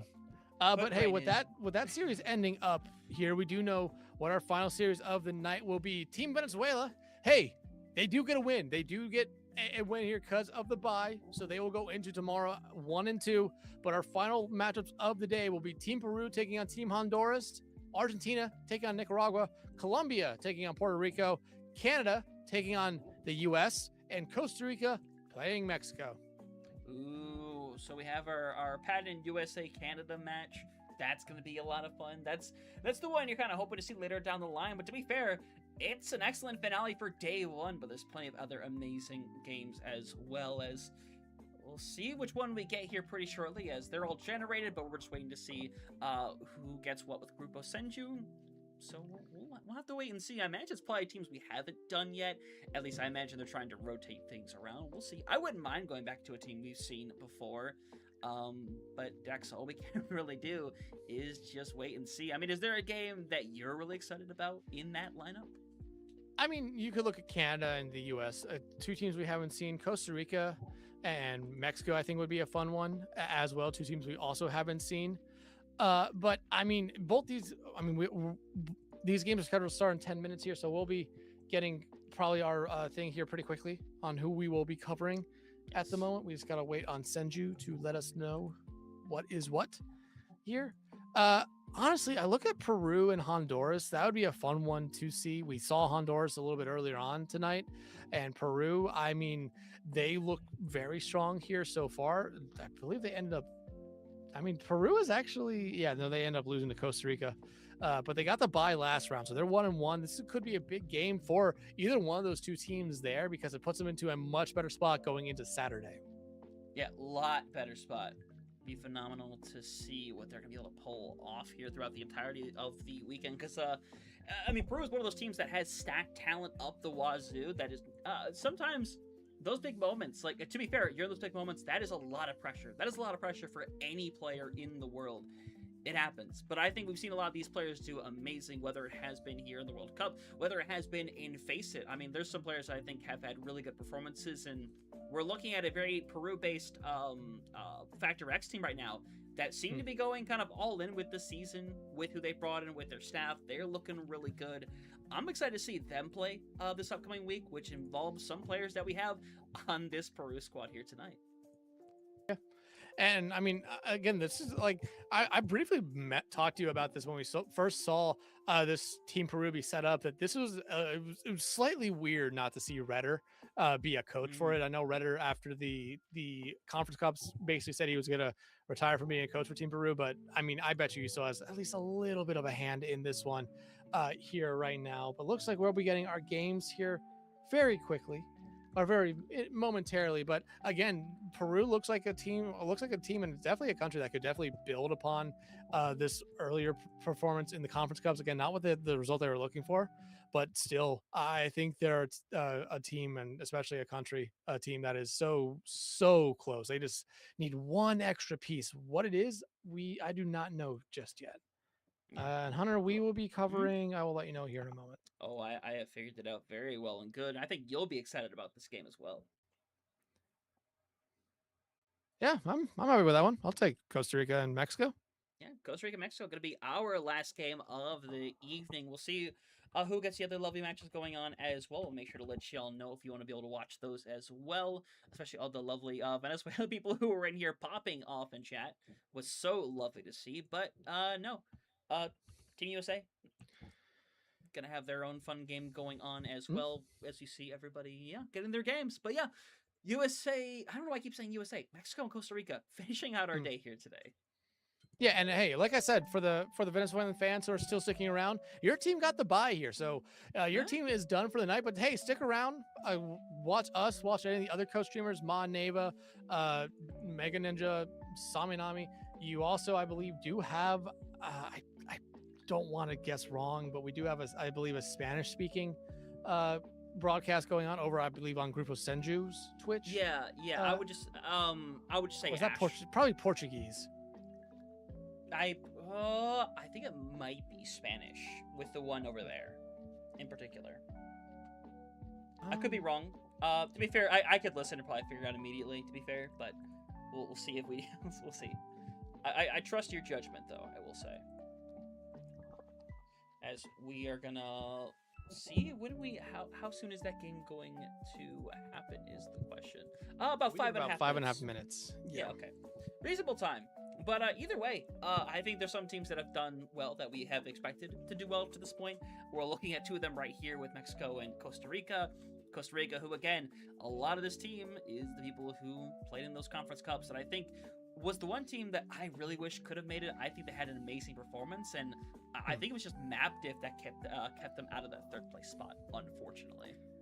Yeah, that is the unfortunate thing here. But I will say this: I think if you're Costa Rica, you might be very happy with the game you have here right now. You have to remember, Mexico really only played one game. They got that bye in the first round, and then they lost last round. So they're coming off of a loss. Costa Rica trying to end the day perfect here. I think if you're Costa Rica, you are very, very happy with the draw you got here. Mexico, I mean, USA and Canada, that is a really interesting game right there, because both those two teams, especially with the rosters they have, you probably do look at as being the top, probably the top tier of this group, of this entire Copa America. But hey, stuff happens a lot. Chaotic stuff happens a lot, and I would not be surprised if we see some chaos happen, not necessarily tonight, but throughout the rest of the weekend. Oh, chaos is definitely going to be afoot. We know that's what's going to go down. It's going to be a lot of fun to see, and obviously we'll have our eyes kept on everything throughout the entire weekend. Obviously, unfortunately, not really going to be there on Saturday or Sunday to participate, but we'll be here all of next weekend to participate in the playoffs for the Copa America. That's going to be a ton of fun. I'm really excited for it. We'll see what teams get through, and I mean, with teams like Costa Rica, USA, and now Canada, they're set up in a really good position on this first day, but it's a situation where we're gonna have at least one undefeated team, depending on how things go with this Costa Rica game right here. But USA, Canada, one of them is gonna be 3-0, and to be fair, you almost expect that. Hey, realistically, they should be able to get top 6. Crazy things happen, trust me, they do. But so far, they have looked dominant, as they kind of should be. Yeah. I mean, again, like I said, it's probably the U.S. and Canada you put in that top tier, and then there's the gap there. And who comes in that next one? Is it going to be Costa Rica and Colombia? Most likely, you would have to assume, especially with Temp and Super Gomez being on that team's roster, at least here.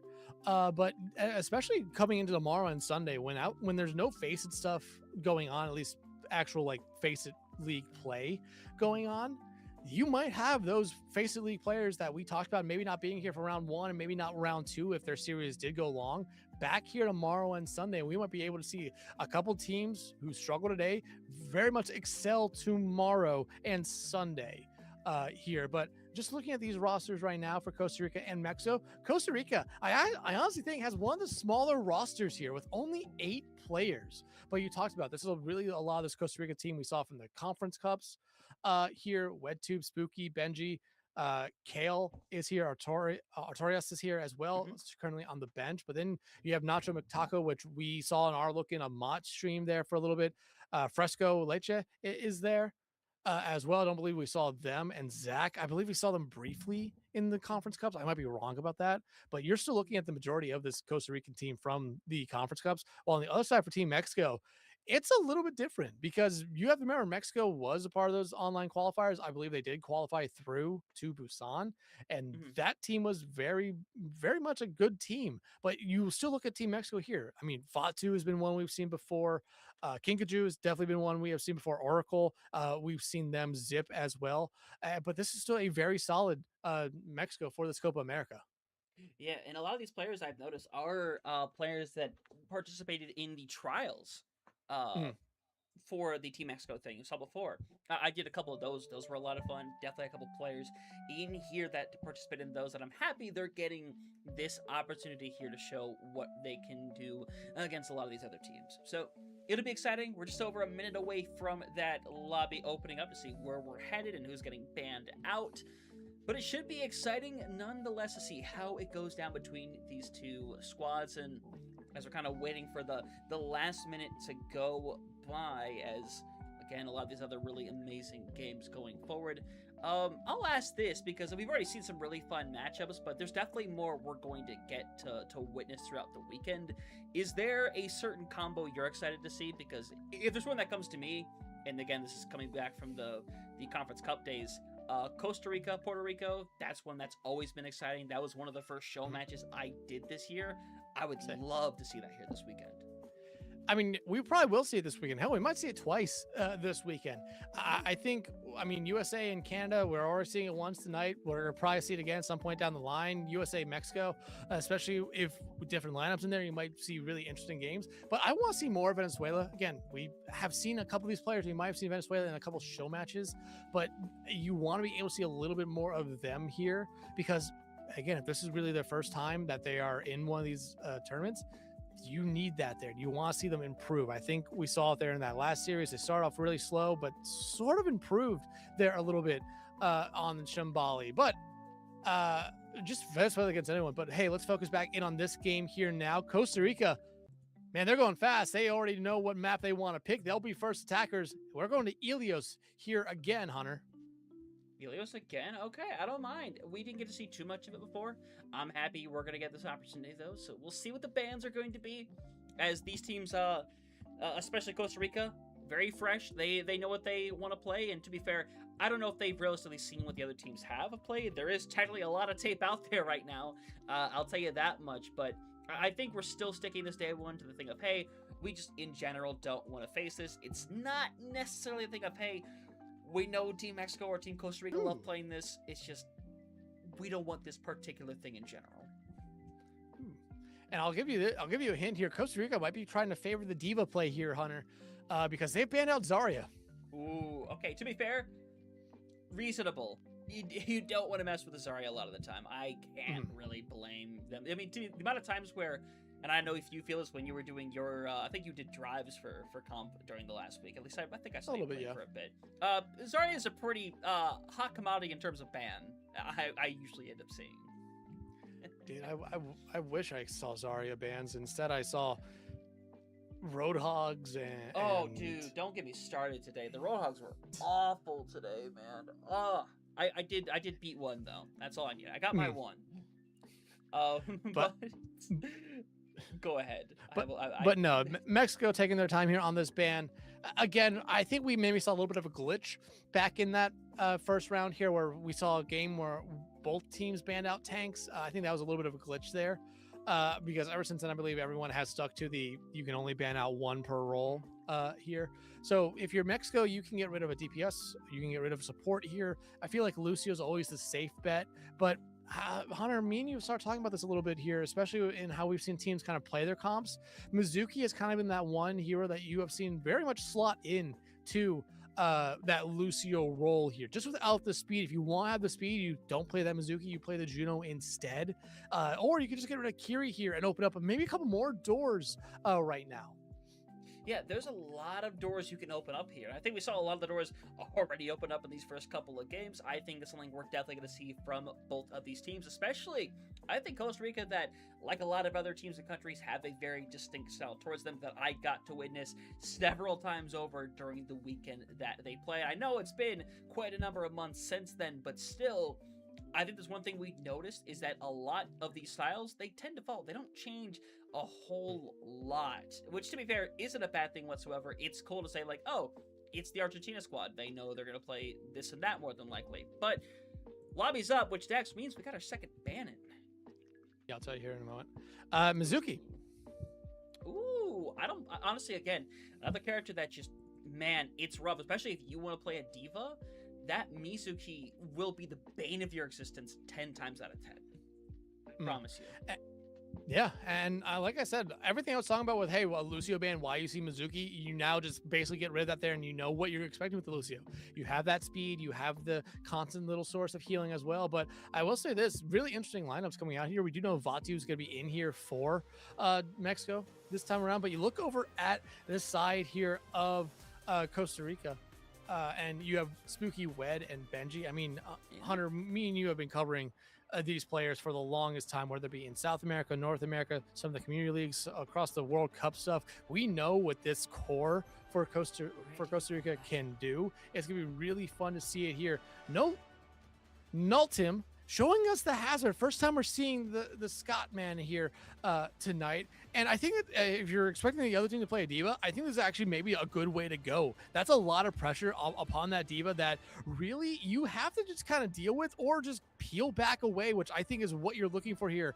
If you're Team Mexico, you want to be able to force back Costa Rica in spots they are not comfortable with. Yep. We'll see how it goes down, though. TP out for the squad. Dust going to go over 2. Ooh, the Vendetta in this one. Vendetta, another character we have not seen a whole lot as of late. Got some nerfs in there, but I think some characters genuinely just got better. But still, if you're going aggressive with something like the Hazard, honestly, I don't mind this pairing at all.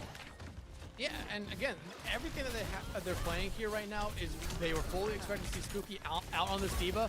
Dusk going in there could just eat through diva, but you see them fall first, and then you lose research as well. Yeah, but now Zip in a rough spot right there.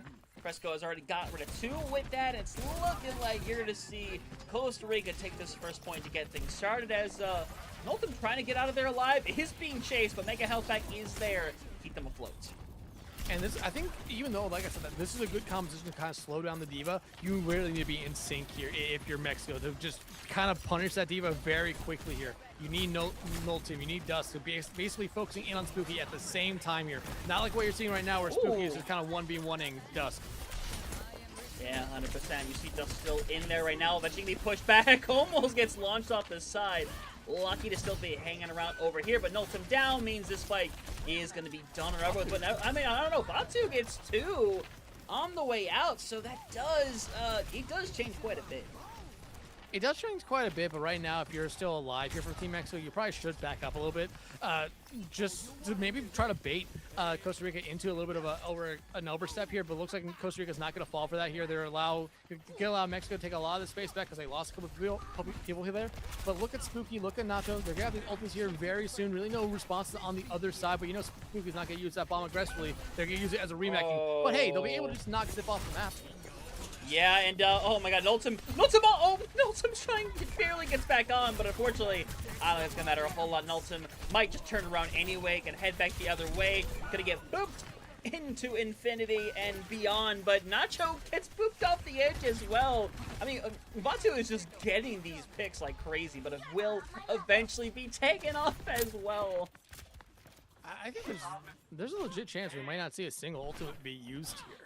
I think Costa Rica, yeah, you're going to have 4 ultimates really ready to go here. And Noltim making a swap to the Domina here very late. You weren't that far away from a downpour. It's a very interesting one time to make the swap on it. Yeah, but Nacho's thrown into the corner. Almost gets taken care of, but now pressure on the point. Noltim, though, is kind of solo right now. Is maybe going to pay for it. Katsuna Rush gets booped up to the top. Will end up dropping over the point, though. Everything's still fine as Spooky gonna be able to maintain that, gets rid of Zip in the meanwhile, and with beat here, I mean, you are just fully exposed away. It's just Vatsu left, who has pulled off miracles, but unfortunately, not one that's gonna be pulled off here. Will eventually be taken care of with a little bit of Fresco Blade action, as this is gonna be a quick first round for Costa Rica.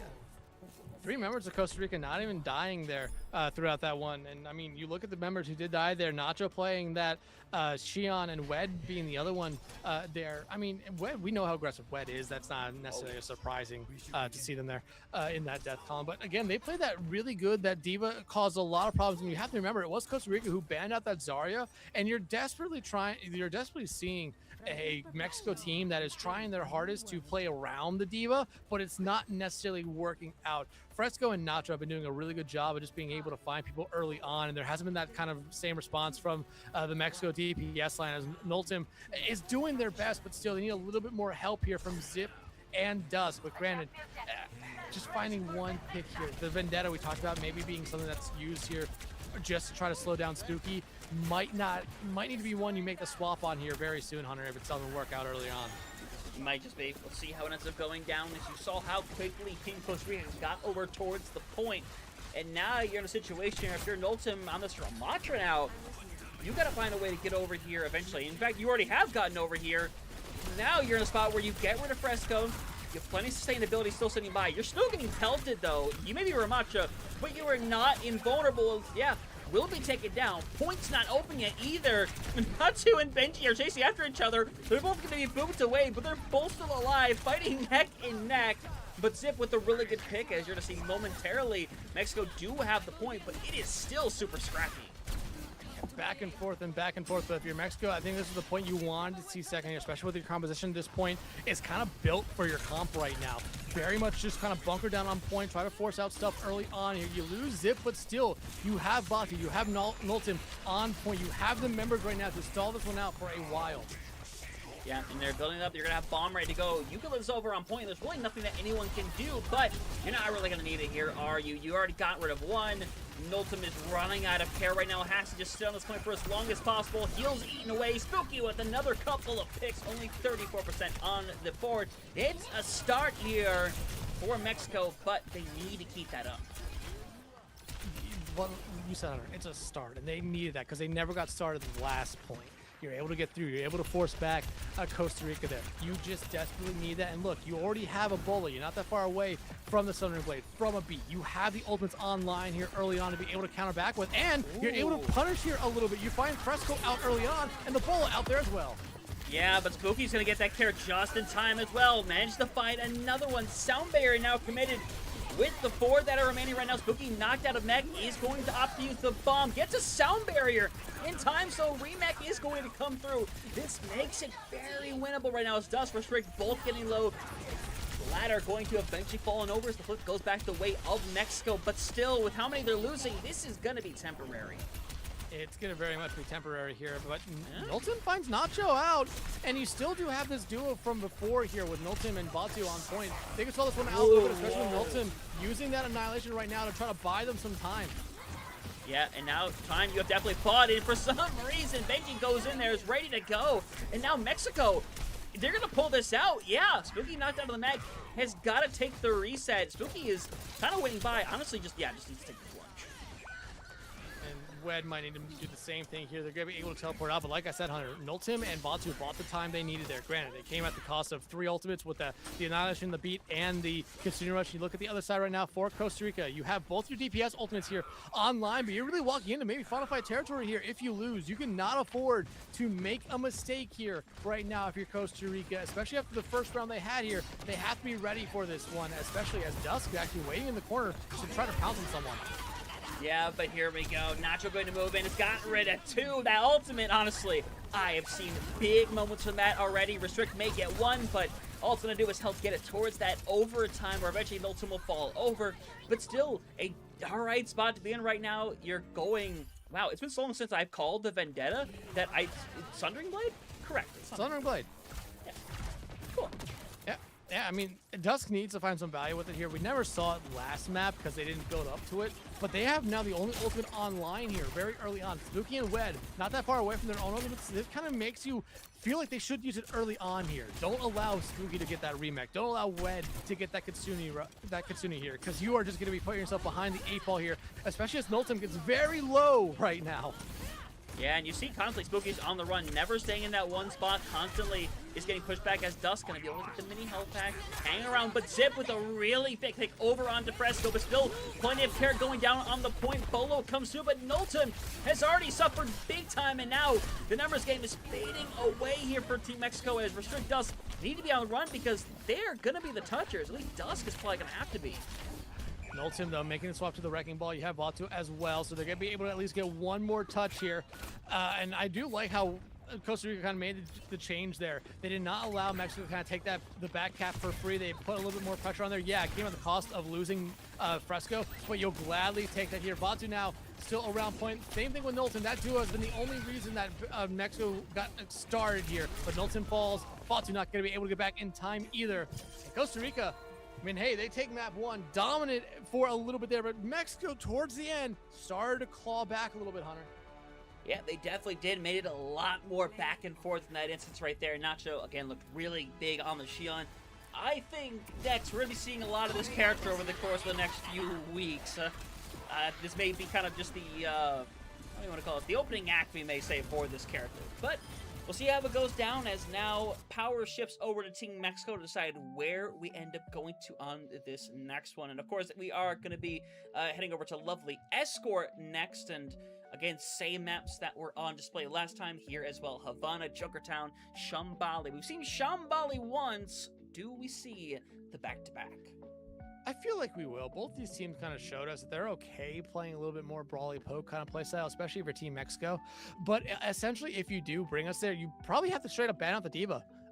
Because that was a big problem there. I think Spooky was doing a really good job on it. You want to force them out on something else, but no, it's not going to be Shambali. It's going to be Junkertown, actually, Hunter. And we talk about this a lot when we say, like, how long has it been since we've seen this map? But legitimately, how long has it been since me and you have covered a competitive map of Junkertown?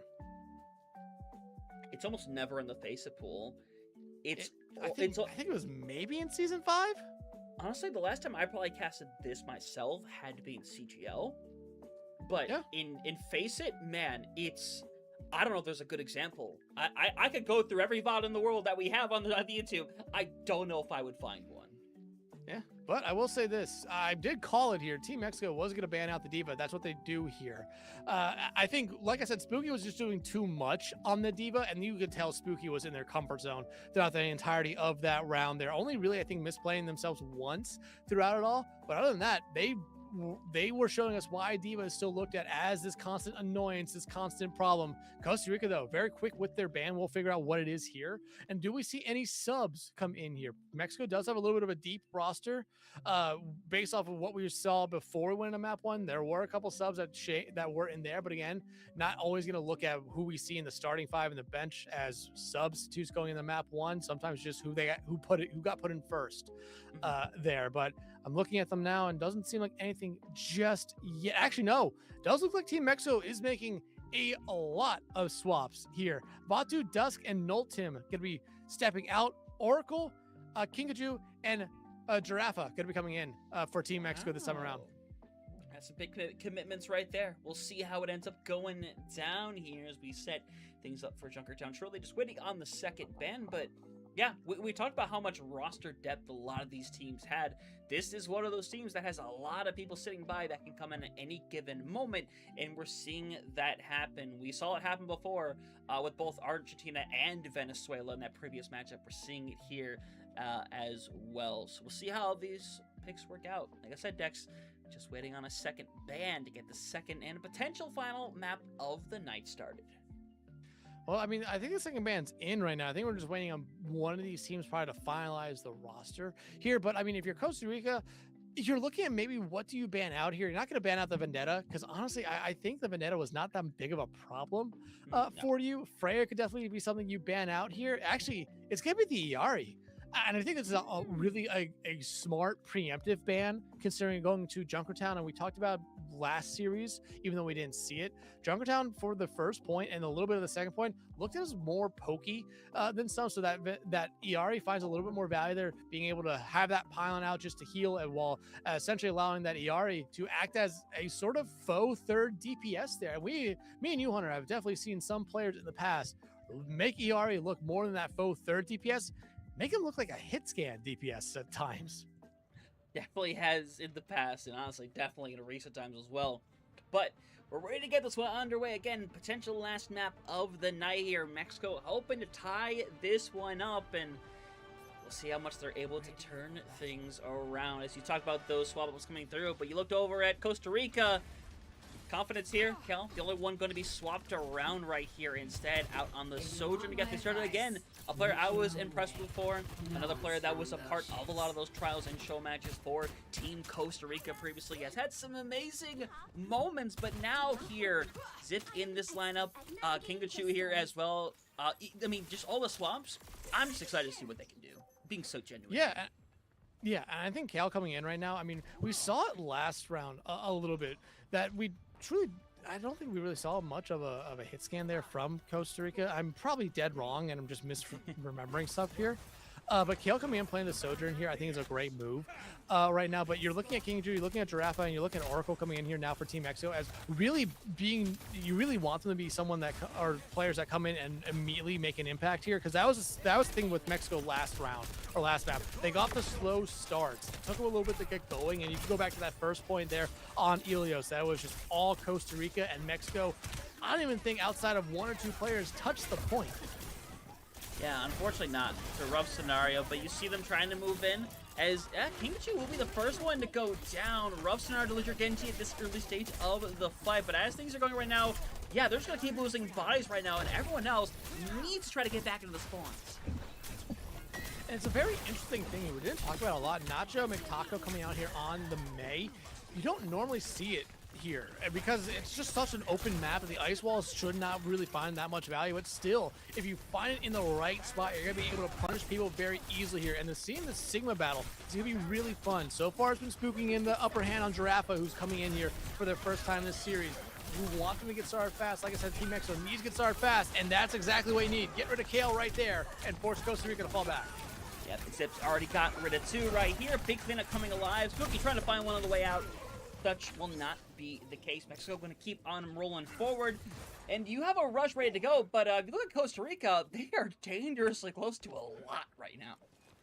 They're dangerously close to a lot, yeah, absolutely. I mean, that first fight was so dominant for them, it's not that big of a surprise, but, I mean, it's the flux in a blizzard, stuff that can be easily kited out right now, but you need Costa Rica, if you're Costa Rica, to come back in here and kind of win this fight fast. You're in a spot right now where the cart is not necessarily a big problem, but the blizzard actually coming out early, and it doesn't find anyone, but does kind of split up Mexico here. I think it's worthwhile at the end of the day. It doesn't find anybody directly, but Zip gets put up on their own. Kingachu's already so far in the back line where there's nothing you can do. Oracle does get out alive by the looks of it, so they can regroup with a lot still under their belts. But I say under their belts, there's going to be, I think, 7 ults, maybe even 8 ready to go here. Never mind, 7. Yeah, well, yeah, make it 7 right there as Kingachu will fall. And I think if you're Mexico, you kind of have to fall back and just wait for them to come back because you want to have all 4 of those ultimates ready to go. Because you know, however many ultimates you use, you're going to see a direct counter back from the other side here. Nacho, though, getting very low, going to be able to keep themselves up and alive here. But Hunter, a minute and a half left to go here. Not necessarily the final fight for Mexico on this one, but you're probably looking at using a couple ultimates here as you already see the Override protocol coming out from Zip. Yeah, and trying to find anybody. Unfortunately, no one in a really good position right now. Benji, though, man, just someone really wanted Benji gone, and they accomplished it right there. Kale trying to pop off right now, but nobody's showing their face. Nobody wants to give them even a shot to take care of them. So room gonna be made. Benji gonna come back momentarily on Lucio to get back just even like the slightest bit quicker. The whiff on the flux right there, the override, or the orbital ray has to come out now from Wed. Yeah, and now they're just going to get cleared out right here. It's just Wed and Benji hanging about. And at that point, Benji decides, yeah, no, that's not happening. Backing up, going to reset for the rest of their team, getting those far back spawns, so they have to hit the complete reset button here. Yeah, and Benji, the furthest one up right now, you're not necessarily seeing Mexico take a lot of space. Yeah, Kingachu and Zip are up there. Same thing with Giraffa, who are just kind of buying their time here. 2 members in the car right now for Team Mexico. You don't see that a lot, but Spooky making the swap here over to this Hazard instead. Saw him a little bit last series. Hunter didn't really work out very well there, but this could be a much different story this time around. Yeah, that could be, as Giraffa has to give up that high ground eventually. It's tough to play to that with the Hazard, the Mei. It's hard to really break through and maintain a lot of this area if you don't have that immediate follow-up. But you see, Rafa more than happy to continuously bully this backline, take away a ton of this pressure. But unfortunately, it's their backline that is starting to get obliterated with Pikachu and Oracle already gone. And now, Rafa and Restrict both in a bit of a weird spot. They would love to get out of here, but Rafa is trying to do it. It's so close. They're going to flux and but no, gets walled off. I mean, but you get rid of Spooky, and it's going to be very difficult now for Costa Rica to kind of stick in this fight. They're going to have to fall back, give up space here. You might even see the Blizzard be invested here by Nacho just to buy them some time. And yeah, there it is. It's going to be able to split up everyone again, but will it be able to even find anything? Oh, it's trading things out again, but unfortunately Zip is still in there trying to find bodies, is untouchable in the current position, so they still have 4 hanging about. And honestly, it's a question of, do they get ultimates on time to stabilize this without their tank? It's going to be difficult here for them right now, but you need to find that first pick here for Costa Rica, especially with all the ultimates coming online here for Team Mexico. You do not want this to go long. You definitely can't let it right now. Zip trying to find one. It's Zip. NCal trying to go at it. Zip has gotten rid of the second already. Managed to find a third. Benji, there's nothing you can do in this situation. Zip gets 4 to end that fight right there. Just under 3 minutes online for Team Mexico. As throughout that whole thing, it was really only the one ultimate they had to use. Yeah, it really was there. And I mean, Team Exo looking like a much different team than what we saw there on Ilios. I don't know if this hazard swap has really worked out for Spooky just yet, but you're now in a spot here where if you're Costa Rica, you have 3 ultimates online. You can kind of stabilize yourself here, but you still just need to win that first fight. There's a downpour out, and it's going to be able to trap 2, but will there be the follow-up on any of them? Yeah, Zip is a really crucial pick to get rid of. Has really popped off in this map thus far. You see the separation of Rafa getting super low. Would love to get out of this one alive, but gets both back in. And unfortunately, nothing you can do about that. Reset going to come through with some late picks. 2 minutes on the clock, though. Got some really valuable ultimates, but in this position, this may be the best spot you could possibly be playing if you're Team Costa Rica. Yeah, I mean, you want to be up there. You want to try to get stuff out early on. The beat, the blade, the Kitsune rush. You want to try to force this stuff out early. You have some responses, but losing Nacho is not what you want. Gren, huge stun there from the rally from Benji, but there's probably not going to be follow-up. Yeah, unfortunately. Maybe you get rid of Giraffa, but that's your silver lining of that. You're hanging about, stalling off this point for a bit longer, but eventually Spooky, the last one to fall over here momentarily, who is stalling things down a bit, eventually will eat the death. Almost gets rid of Zip, but now this is more alt building here for Mexico. They have a lot going into this next fight. Yeah, that was a disaster there for Costa Rica. They got rid of a rally, which is a vital ultimate for them. Mexico didn't even flinch. They didn't use a single ultimate, Hunter. They're about to have a full house ready to go right now for what could be them completing this map. And again, much different from the Team Mexico we saw last map here. They look like the team that has settled down into the series and are ready to go. The beat out from Oracle early on, followed by the Blade.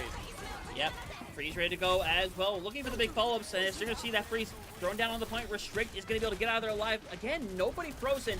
It causes separation, though. Pikachu ends up going down. You're running out of health if you are Giraffa. And at this point, you can't really commit much else. Spooky's down, but yeah, it's just not going to matter. That's a cancel ult. They just canceled downpour. Oh my god, you're right. That is... It's not... Downpour did not need to be used there. Realistically, downpour needed to be held on to here to slow down because you know the flux was going to be there. You know the override protocol was going to be there. You could have grounded Zip. That would have been so big, but now look, Spooky goes over to this Malga instead, and the pedal not going to be able to go up because of the cart. Everything is just kind of falling apart here, but just small mistakes that you can't even call mistakes right there for Team Costa Rica. And then you lose Benji. Oh no, that's rough. And now Kel's hanging in there. Unfortunately, doesn't have care. Spooky is back on the Malga, but honestly, maybe prioritize getting out of here alive to set up for one more retouch. Nacho with I think, a super critical pick right here. With Zip now being down, Nacho can't get back into the ice block. And you see plenty of care in the back, but still, he's just going to get pulled up from the flux, is going to be kept away from the point. It's really good stall, mind you, but without your tank in here, this maybe as a rogue, you can't stand for much longer. Eldo doing a really good job here, finding one. You had to come back out, find Kingaju. I mean, if they can continue to stall this one out, they keep on finding the picks here, and now they have the tree. They can play aggressively now, Hunter. Yeah, and I mean, Zip's still in here on the soldier, gets knocked away eventually. Giraffe doesn't get back to the point, but it was looking like clean up city here. And now, it's a fantastic opportunity for Costa Rica to end this night on a dub right now. They do have to get to the end of Junkertown, which by no means is easy. No, not at all. I mean, you talked about it right there. Costa Rica gave themselves a win condition, but this is the hardest win condition you can give yourself. It's basically at the finish line. You look at where that card is. I mean, half the cart's on the finish line. It's the unfortunate part there for Mexico. It was looking so good. I thought they had the ultimates really to be able to shut down Costa Rica there, but huge plays coming out there from Kale, from Wed, and really from Benji. Getting that Tree of Life online was huge for them there. That flux, yeah, you wanted to get rid of Spooky, and you were able to do that, but you really needed to find Benji out there on that Life Weaver, because that Life Weaver was, I think, the main reason why you saw Costa Rica be able to hold on to that point. But now, I mean, if you're Mexico, you're going over to this defensive side, what do you do? It doesn't look like you're making much of a change. You do see Restrict come out on this Ana, which, hey, I don't blame him. This first point, especially for on defense for Ana, really good. You can kind of sit back, find that angle where it's very difficult for anyone on the other side to really even commit to try to go after you without overstepping their boundaries. Yeah, and it's hard sometimes to not overstep because sidelines can change consistently. Even something like a Kiriko, which doesn't really have damage fall-off with those kunais, you can get caught out if you just become aggressive at the wrong time and get your head clicked a couple of times. It is that simple, but we'll see how it's going to go down here for Team Costa Rica. trying to clean this thing up, but it is going to be a long journey to get there. Best thing you can do is bring yourself to have as much time as possible with this first point. And I kind of like what Mexico's doing here. They're playing for this choke here at the bridge. So they're giving up a little bit of space, but here's the problem with that. What you're seeing right there, especially with the Sigma from Spooky, you can get punished so easily if you just overstep your boundaries, and that's exactly what Team Mexico did there. And Costa Rica, Hunter, I mean, they're going to push up here a little bit, but they might already have themselves this first point capped. Yeah, they have the full wipe, essentially. You could probably regroup as Giraffa, I think, is wanting to get this touch because going over to the Reinhardt, that would guarantee you a touch, but how good of a touch is the question. It's not going to be a touch at all. Nice ice wall coming out there from Nacho to make sure there's not even that. But you do find Wed. However, it's at that point, it's a little bit of an insignificant death because they're going to be able to get back into the fray so quickly. Yeah, and now it's a rough scenario because now you're playing this Rhine. You're essentially going to piss a thing. You can play down here once this door closes. It's a viable option, and to be fair, it's kind of your only option now, isn't it? Yeah, it is. I mean, this is now your life here for as long as you can hold on to this one. But I think they might stick with the Rhine. Honestly, here, it might be something that's able to slow down Spooky. But Kinkajou, I mean, finding Kale and then you find Nacho, who was a big problem on that first point. This is what you're looking for here now if you're Mexico. Yeah, Spooky's in a bit of a rough spot. He's going to fall over here. Benji, the only one to get out alive. And now this is a foothold that could be used very heavily here by Team Mexico. And the thing is, like I said before, it has to be what they do because it's the only thing that's realistic with what they have. Yeah, and the only way you break this hold is if you invest ultimates right now if you're Costa Rica. But look at what Mexico has. They have the amp. They're not that far away from the flux. Not that far away from Blade. They're kind of on pace here with Beak when you compare to, I'm going to look at probably Wed. But Kale fighting Zip through the amp is not what you want to see happen first. No, it is not. Immortality Field is there. It's going to catch on to both of them. It's a really good one. Fortunately, it might just be delaying the inevitable as you see both supports going to get out, but Giraffa is completely alone in this one. Will be taken care of. Support's going to die over onto the point. Cleanup coming through. Nacho getting the support line down. And it's a foothold that unfortunately does not last as long as Mexico would have liked. And like I said, you had the ultimates coming up there for Mexico. I'm surprised they threw out that Amatrix first, but I think Kale finding the one railgun kill right there opened up so many doors for Costa Rica. Now the ult economy is basically even here. It's going to be a pretty heavy ult fight, Hunter. You can see 8 ultimates come out here right now, and I really think you're going to see that Blizzard early here from Nacho. Definitely will.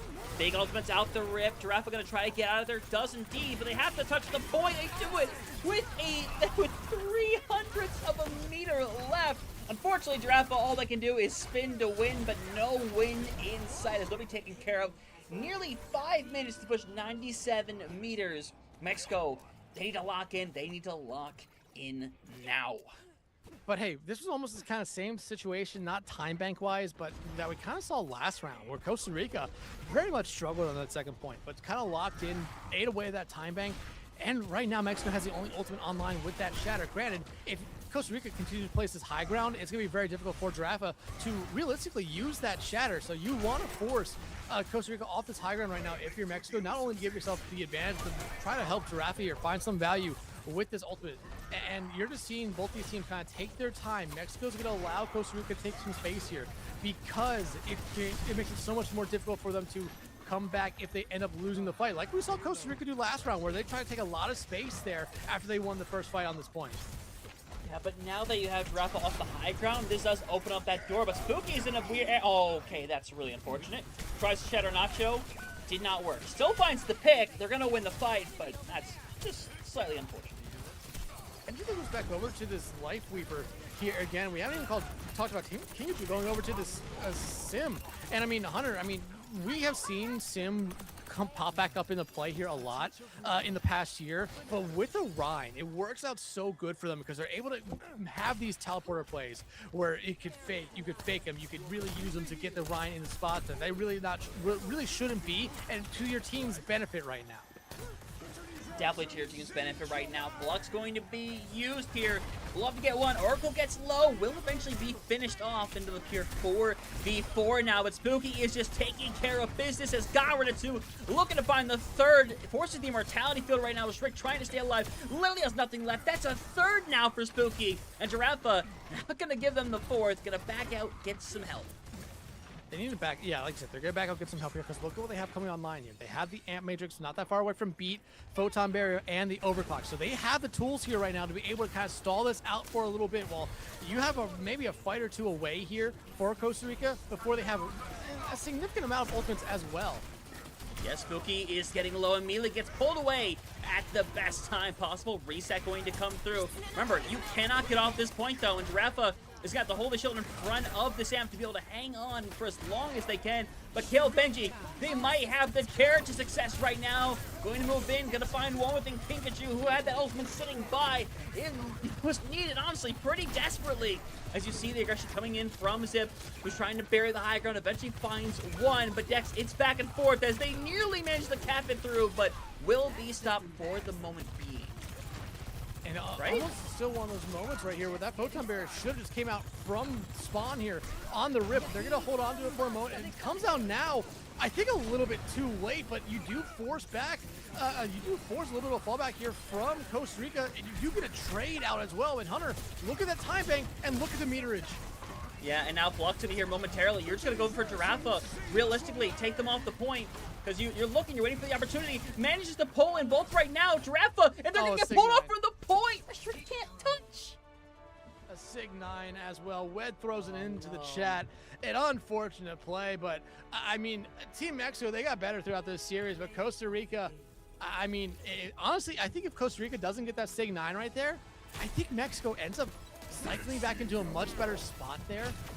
Costa Rica did still have time, but I think the ultimates were kind of on Mexico's side there. The play was on their side, and that Rhine really did start to work out there a little bit for Mexico, but it's just a little bit too much. Spooky had an incredible series there, and even Kale coming in, did not play map 1, played map 2.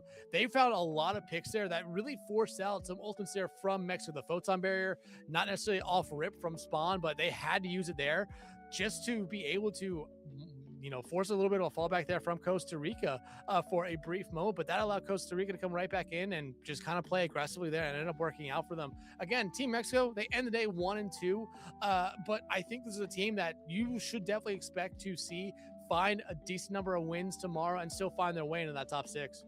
Yeah, I think definitely should. I think they look fantastic right now, and yeah, these are teams that I think both look good today, but Costa Rica really showed up with what they can do. It's exciting to see them play consistently like this. So hopefully, one of the only undefeated teams left right now. We'll see if there's another one, as Canada-USA is ongoing right now. Canada is up 1-0 right now as things stand. USA did get the full cap on Junkertown with no time, so it's Canada just trying to answer right now and clear this one out. Any idea on our other games right now, Dex? Because I don't know if many of them are finished quite yet. No, we were the first one done today. Colombia and Puerto Rico are still going on. Argentina and Nicaragua are still going on. Peru and Honduras are still going on as well. And a lot, I mean, Colombia and Puerto Rico, based off how long that map has been going on, I have to imagine they are in overtime, considering it's been going on for 23 minutes. Yeah. Sorry, so I just saw something that I'll talk about later. But biggest thing right now is with these teams right here. It's really fun to see, actually. Let me see, who's Mont covering? Mont's doing Argentina and Nicaragua. Okay. Yeah, well, actually, yeah, that's interesting. Yeah, Nicaragua full capping with time is super awesome to see, actually. Because, again, these are players I got to cast quite a bit early on. So we'll see what they can do. They're in a high position right now, I can't lie. And I can give you an update. Colombia, Puerto Rico, 1-1. Canada, USA, 1-1. So 2 map 3s to end our night here. That's and potentially awesome more. to see. Honestly, potentially more right now. We're keeping an eye peeled right now with Argentina and Nicaragua. We'll probably send it over to one of these here pretty shortly, quite honestly. Just waiting to see how certain games go. But we'll send you over there here pretty soon, just so y'all keep having some action to watch, because we're just going to be talking about the results for 15 minutes if we stick around here. We're gonna keep it a buck with that one. I'm just kind of waiting to see if we really do have a scenario where Nicaragua manages to force 3 against Argentina. That'd be massive for the squad right here, that I think it is a lot of aspects underrated. Yeah, I mean, again, I think you hit it right there. Nicaragua, I think, has been underrated in a lot of the play, but from what we've seen, they have really good individual skill. It's just, I feel like they're so close to putting it all together here. And more events like this, I think, in the more time they get to play together as a team, I think we're going to see this Nicaraguan team become a team that is like I said, a little bit of a scary team here at time because they have some really good pieces. Yeah, a lot of amazing pieces as well. So we'll see how well they're able to do right now. There's still a lot of back and forth in this game. It's looking like Nicaragua is going to give up the second cap. But either way, I think I'm willing to where I wish I just had everybody on like the list right here for follow channels like properly, but it's like a mix of everybody, so I have to find the right people in there. Oh, but yeah, I mean, there's not a whole lot to say, honestly. Again, there's more action going on tomorrow and Sunday coming up here with the Copa America. At least I know I personally not going to be here for it. Dex, maybe you vibe, maybe do something. It's up in the air. You never know. It's not promising anything to anybody, especially not on your own behalf. Yeah, I don't know. Yeah, I'll have to see. I might be back here tomorrow night, but it's probably not gonna happen. Don't expect it to happen. Make sure to go watch all the other co-streamers like Matneva, like Mega Ninja, like Sami Nami. The main Senju stream for that Joker's matter as back well. Tomorrow. Joker is back tomorrow, yes. So Joker will essentially be like basically jumping in for us essentially, so that all 5 games do get covered. So we'll see what's happening here. As Dex, I don't know if you have any closing thoughts because that's about it for us.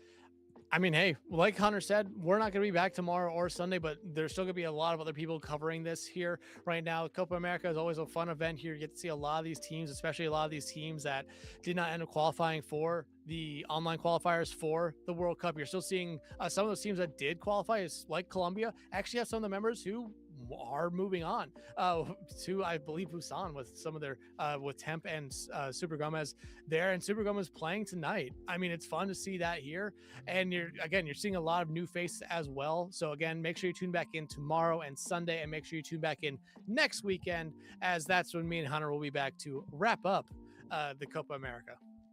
Yep, we're going to be more excited for everything next weekend, but echoing the same thing, make sure to check out all the other amazing co-streamers this weekend, the Grupo Senju stream as well, all the amazing folks that are helping put this thing on throughout the next couple of weekends. So obviously, thank you all for coming out in droves tonight. It was fantastic to have you all here, and hey, next time you see us, it's probably going to be for some face league action more than anything else, so I wanted to say for more Copa American action, but you know what? We're going to say it anyway.